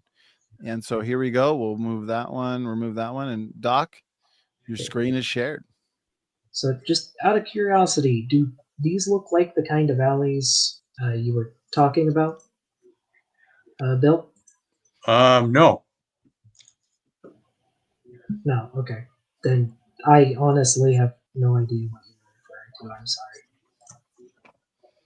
Okay, well, very good back and forth. Bill Wells, I appreciate you joining us here and offering up a really good question and some good back and forth discussion. Okay, we got SoCal Preston. Preston, another experienced debater. SoCal, appreciate having you here all the way from California. How you doing? I'm good, brother. What's your question, brother? Okay, I'm gonna lead up to my question, but it's for Doc. Doc, hope you're doing well. And my question relates to what I asked about Missoula, the Missoula floods. And it seems as if you want to just challenge everything a creationist proposes. And the reason why I'm saying that is because when I brought that to your attention, you were not aware of it. And it's a very big event. It's very popular in creationist circles in regards to proving catastrophism. But what you did is you pivoted over somewhere else, quick research, and your research was actually inaccurate. Where did you go to say that it was that he wasn't attacked? Like what's your research process? I'm just curious because I don't see that you really looked at the other side. So to that, I will say it was a question I was unfamiliar with. I was in Superchat, so I Googled sorry, what was his name? Was it Brett's? I Brett's, googled yes. Brett's publication. I glanced over some responses to that, and then a retrospective. And at least according to the retrospective, his ideas were proposed. They were rejected until further evidence was found, and then they were found to be supported. And so you're a man of science, and you and I are all about being rigorous in our research. And so for me, I was a little taken back at that. I would have slowed down and looked at it more. I want to recommend The Mystery of the Mega Flood. It was done by Nova almost 2 decades ago. 2006 it was released. I watched it and I recorded it on PBS with VHS tape. I was so fascinated. And I was like, wow, I can't believe that this other side is actually doing it. But let me read you something that you can validate yourself. And this is just from straight Wikipedia. You know, there's a source where you can double check it, but it says this: Brett's encountered resistance to his theories from the geology establishment of the day. The geology establishment resistant to such a sweeping theory for the origin of a broad landscape for a variety of reasons, including lack of familiarity with the remote areas of the interior Pacific Northwest, where the research was based, and the lack of status and reputation of Brett's in the eyes of the largely Ivy League-based geology elites. Furthermore, his theory implied the potential possibilities, listen to this, of a biblical flood, which the scientific community strongly rejected. The Geological Society of Washington invited the young Brits to present his previously published research at a meeting on January 12th, 1927, where several other geologists presented competing theories. Brett saw this as an ambush and referred to the group as 6 challenging elders. Their intention was to defeat him in public debate and thereby end the challenge his theories posed to the conservative interpretations of uniformitarianism. I'm almost done, and then I'll leave it to the question. And then he says this at the end is actually, and this is a quote. He says he joked just around the time he died after he got the award, the Penrose Medal. All my enemies are dead, so I have no one to gloat over. So I recommend that you take a look at the video. But my ultimate question is this: is what research have you done on our side? Specifically, what books do you have in your possession that support your interlocutor's case? Or is it that you just Google something really quick and then your answer to me, your follow-up answer was very confident, and you were so confident in that answer, yet I just proved it wrong. So what research books do you have in your possession that support your interlocutor's case? Okay, so there's a few questions in there. I will say I was very upfront that I was not familiar with this situation when I first heard about it. I glanced over a few things and I was still hesitant about it because I am not familiar with this situation. I'd never heard of Brett's before or the apparent controversy with his work. But from what you just told me there, people were resistant to his ideas, and apparently he was ambushed at a conference. That unfortunately does happen to people. And since 1923, geology has endeavored to not be like that.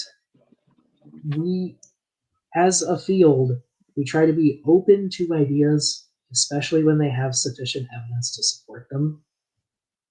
I can't speak for what people did in the 20s. There was a lot of crummy stuff that happened in the 20s, both in and out of scientific circles.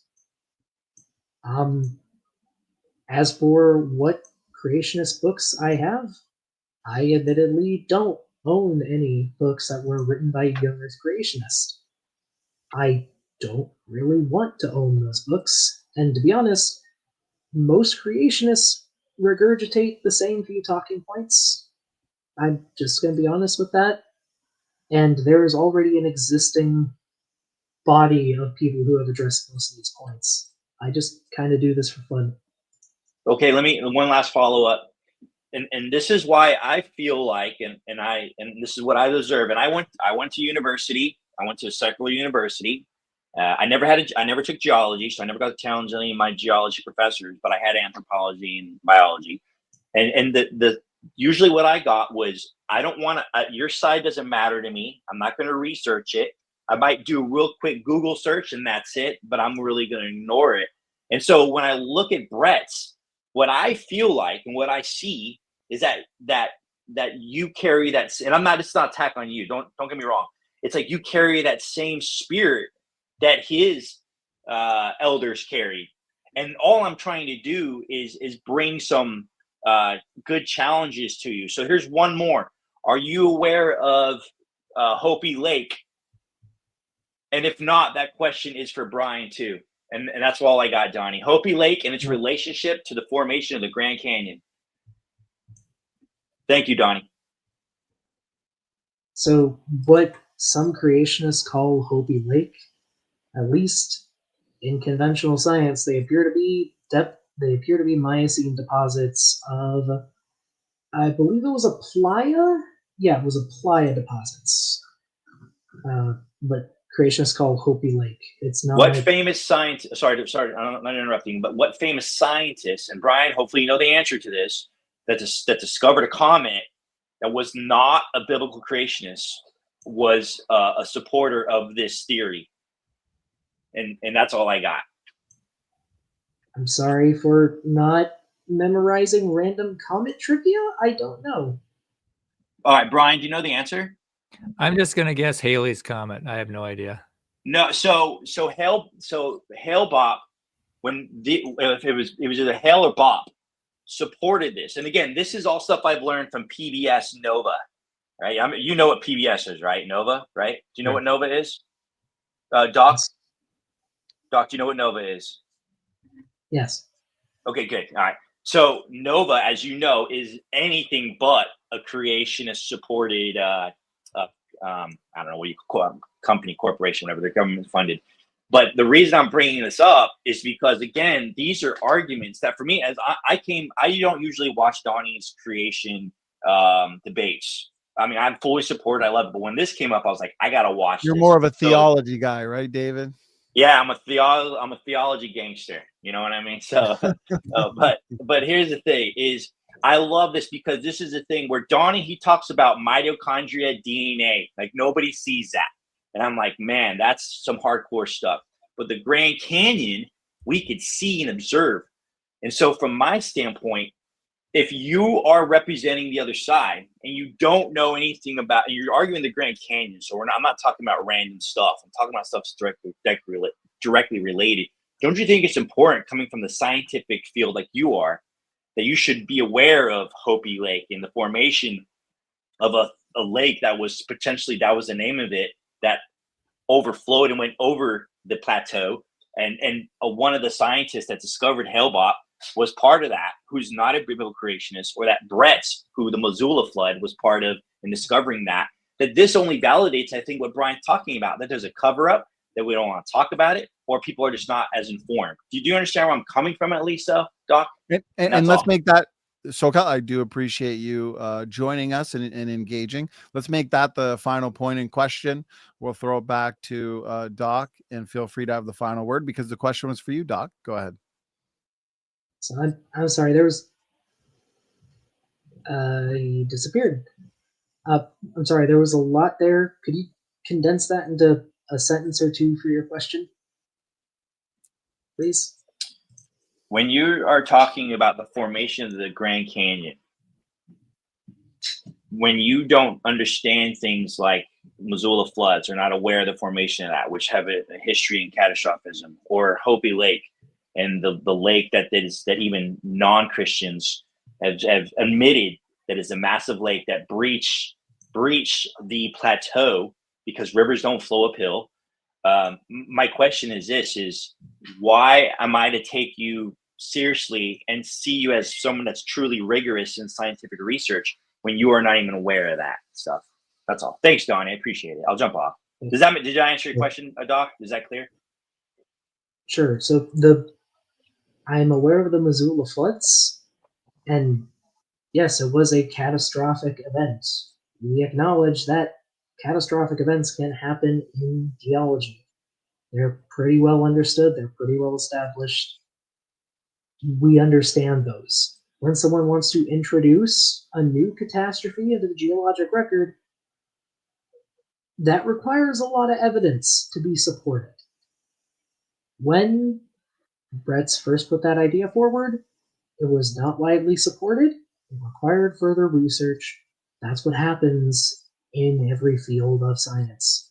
And it wasn't accepted, New right? ideas Because meet it promoted the resistance, flood.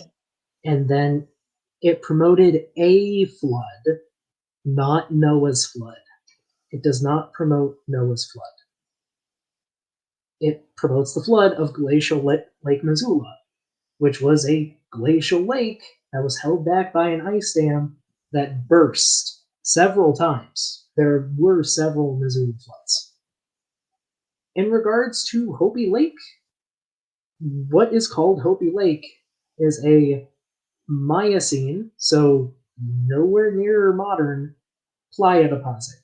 Playas are lakes that routinely dry up and leave a lot of evaporate deposits. It wasn't a massive lake that burst a dam. It just wasn't.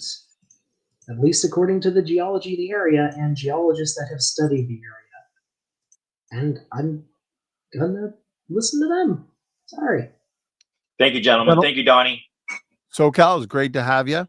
Okay, gentlemen, we are coming up at the 3-hour mark. So let's get one more question here. I think the last two were for Doc. So let's get one in for you, Brian, as we start to wind things down. And then Doc can decide if he's going to have an after show after the main debate here. So the conversation might continue in many ways. Tanya Brown, appreciate having you here in the live chat. Thank you for the question. And it's a hydroplate theory specific question, Brian, for you. What makes the water get hotter in the hydroplate theory? And does that exacerbate the supposed heat problem? That's a good question. I just want to start by saying, Doc, I think you're doing a great job. It's hard to step up to this microphone, especially in this crowd, and I think you're doing great. The water got hotter and hotter. It's a subterranean water chambers. So you got just think of the earth as a big apple. You got the granite around the crust, and then you got the layer of water, and then you got the mantle. And that's his one assumption. And then you got the moon that tugs on the earth. So that's going to cause height. It's going to stretch the crust twice a day. Height, and so that's going to cause heat. And back then the crust wasn't broken into plates like it is today. It was just the crust. So it's going to stretch and compress, stretch and compress, stretch and compress. That heat goes into the water. Water gets hotter and hotter and hotter. It wants to boil, but it can't because there's no room to expand. And then at 705 degrees, then 3,200 pounds per square inch, it becomes supercritical. That's supercritical water, where it's not really water and it's not really steam, but whatever it is, it dissolves things like crazy. So it eventually dissolves. The crust gets weak enough where it shoots out. Okay, so that's where the heat came from. But then the Joule-Thomson effect, that things that expand cool down. So there's going to be a lot of expansion going from 372,000 psi to atmospheric pressure at 14.7.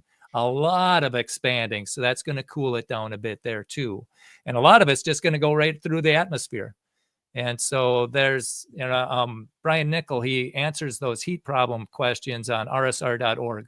Just put in rsr.org and search Brian Nickel and heat problems. You'll be able to get, he goes, there's a whole show on it, and he dismantles it a lot. He dismantles it really well.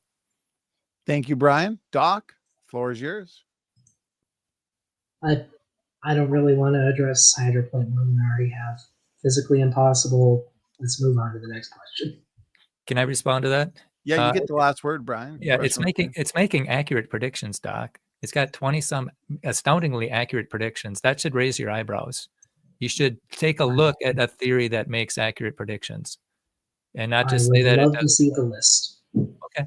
Yeah, it's on page. Yeah, it's on like page 267. If you go into that thing, just type in predictions.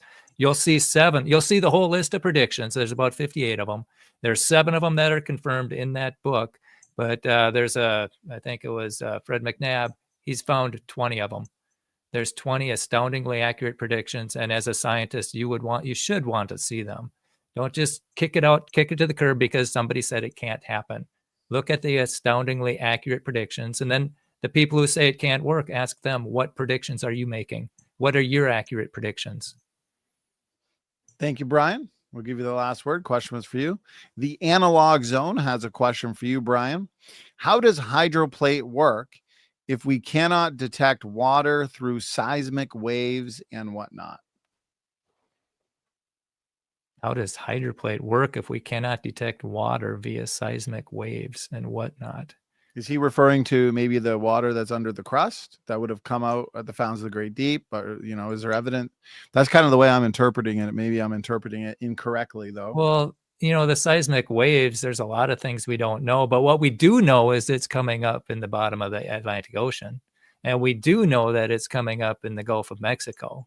So we do know that it's there.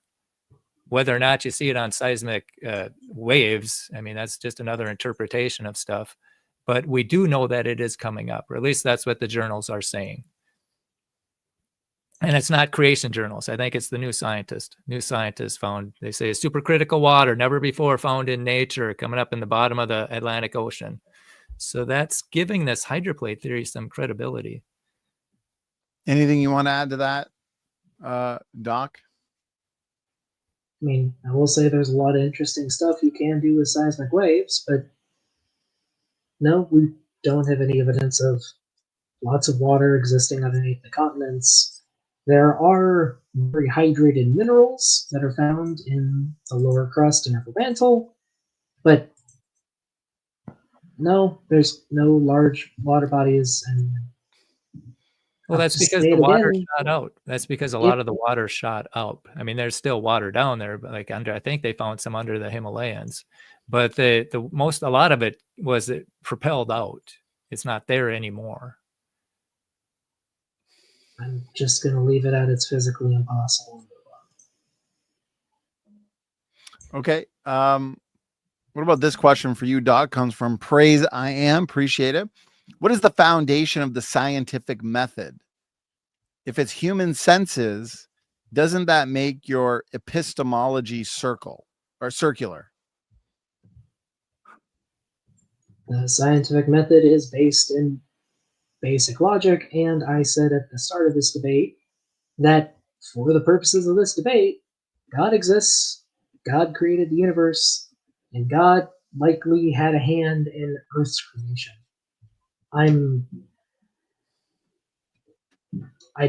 If that makes my logic circular, then it makes your logic circular too. I don't know what to tell you. I'm not here for that kind of debate. Thank you, Doc. Anything you want to add to that, Brian? Yeah, I think you're right. You're saying, well, I reason that it's true, and I reason that my reasoning is true. And so, yeah, there's some, and without an ultimate authority, that you can go round and round in that. But yeah, that's not the Brian, topic. I granted you your ultimate authority. Yeah, you're for right. the debate. Yeah, you're right. Yep. Yeah, that's. So here's a good one from Creationist Crybaby. Brian, why are fossilized organisms found in association with other fossils from coherent ecosystems, not violently transported and mixed with organisms from dissimilar environments? I think your assumption in that question is wrong. You find the land animals with the marine animals all the time. You find them all like. You find the fossil graveyards where it's like they were put in a cement mixer and they're all mixed up. It's very rare to find an articulated fossil that's all there in one form. But most of them, most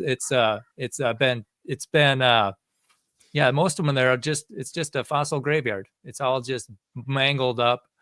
And my theory on that is maybe they got caught in an eddy, and stuff floats around in an eddy, gets eaten up, goes to the bottom, gets covered in sediment. But yeah, you find they should call it, instead of Dinosaur National Monument, they should call it Clam National Monument. I mean, most of the 99% of the fossils are marine, and there's very few vertebrates, and that screams loudly, I believe, for a worldwide flood. And for a fossil to form, it has to be buried rapidly. Therefore, any layer of rock that has fossils in it was laid down rapidly, not millions of years. Thank you, Brian. Doc, anything you'd like to add? Well, I'm just going to say yes, the majority of the fossil record is marine. That's because oceans are really good at creating rock. They just are the bottom of most seaways and oceans. It's very undisturbed. It's great for depositing material.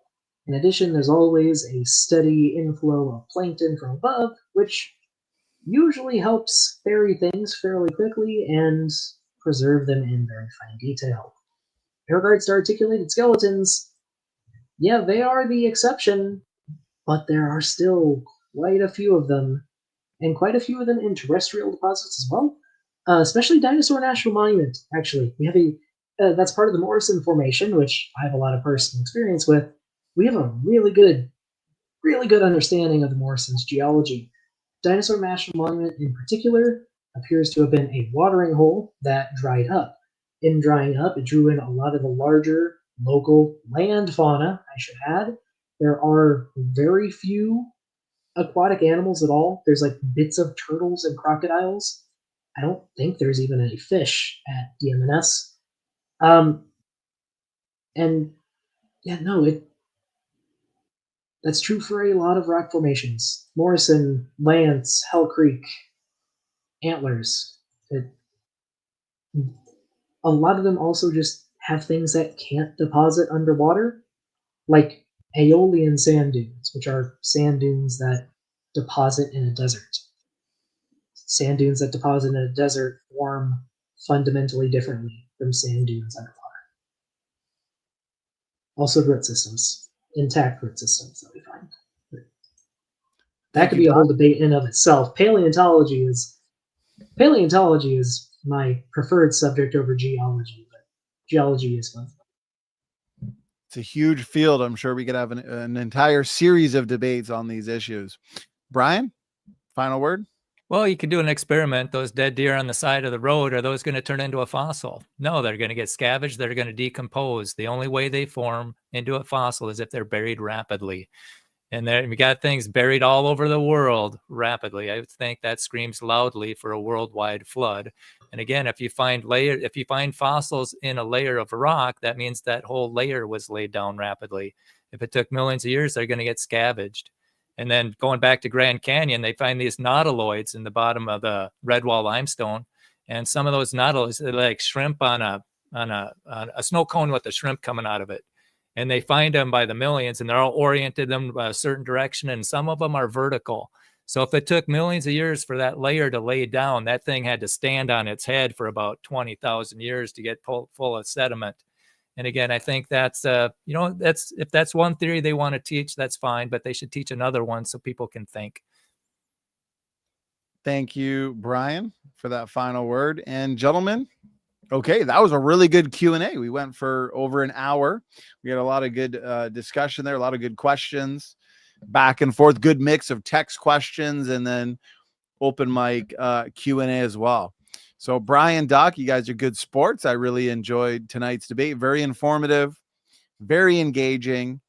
And I think it's one of those go-to debates on the Grand Canyon from two different, very different perspectives. And so, okay, let's get some final words, final thoughts, if we could. Brian and Doc, again, I really appreciate your time for the debate, over 3 hours of your time, and also for the time leading up to the debate, which requires, I know, a lot of study and prep. Brian, let's start with you. Appreciate you doing this. Final words? Yeah, well, I want to thank you for putting this together, and I want to thank Doc for stepping up to the microphone. It's not easy to be in that chair, and I think you did a great job, Doc. The thing that I would encourage you to do is look for theories that make accurate predictions. And if there's Christians that go along with the long ages, well, then they got death before sin, and that's a theological problem. If you got death before sin, why did Jesus have to die on a cross? You know, if it's just figurative. And then you got thorns. Somebody asked, an old earther asked Bob Enyart, well, what do you believe that I don't? And he says, I believe that thistles are thistles are a result of the flood. You know, the thistles came when Adam and Eve sinned. Well, they find thistles in the fossil record before Adam and Eve supposedly got here. So again, when people go talk to those geologists, ask them where people come from. If they don't point you to Adam and Eve, they don't believe what the Bible says. And again, thank you, Doc, for doing what you did, and thank you, Donnie, and everybody who stayed to the end. I want to commend you guys for hanging in there. But yeah, it was an enjoyable talk, and I think Doc did a great job. I agree with you, Brian. Very enjoyable, and I know the audience enjoyed it as well, because the debate itself generated a lot of good discussion and a lot of good questions and challenges, clearly, as we've seen in the Q&A. So for those that want to see more from Brian Lauer from Solidify Your Faith, I do have his channel linked here in the live chat, and then also in the description box of this video. Doc, great to have you as well. I really appreciate your time. And let's hand it to you for some final words and final thoughts. Well, I'll say again, thank you, Brian. Thank you, Donnie, for the debate. Feel like I'm going to be pretty critical on my own performance, but I'll take some time to reflect on that till later. Speaking of later, I will be hosting an after show. I gave Donnie the link. I think he put that in the chat. And I guess just general closing thoughts. If you want to talk about sin and death and suffering and all that, you can talk to a theologist about that. I'm here to talk about rocks and fossils and erosion and other things like rivers. I'm not interested in a debate about theology, but for those who do enjoy it, I hope you enjoy it. And yeah, again, reach out to some geologists who are actively publishing in journals. They're more than happy to answer your questions, most of them. And that's where I'll leave it. Doc, thank you very much. I appreciate those closing thoughts and final words. For those that want to see more from you, firstly, as you said, you're having an after show. I did link that in the live chat. And also here is a channel, or a link to your channel. People can find that in the live chat. Doki Doki, appreciate that, brother. And also in the description box of this video. Okay, gentlemen, that wraps up the Grand Canyon debate controversy. And I'm glad that we could spend so much time engaging the topic of rocks, as Doc said. Obviously, the Grand Canyon is a big issue. It's an interesting reality. And I think you guys both did a good job at presenting your positions and then engaging those positions with criticisms, challenges, and counter arguments. So with that, we are going to wrap things up for tonight. To the audience, I appreciate all of the support, the energy. We had a good mix of views in the chat represented. And thank you to all of those that stepped up to the mic and had questions and challenges for our guests. And also thank you for those who sent in text questions. I had a lot of fun, and I hope you all had as much fun as I did. With that, Standing for Truth is signing off. God bless all.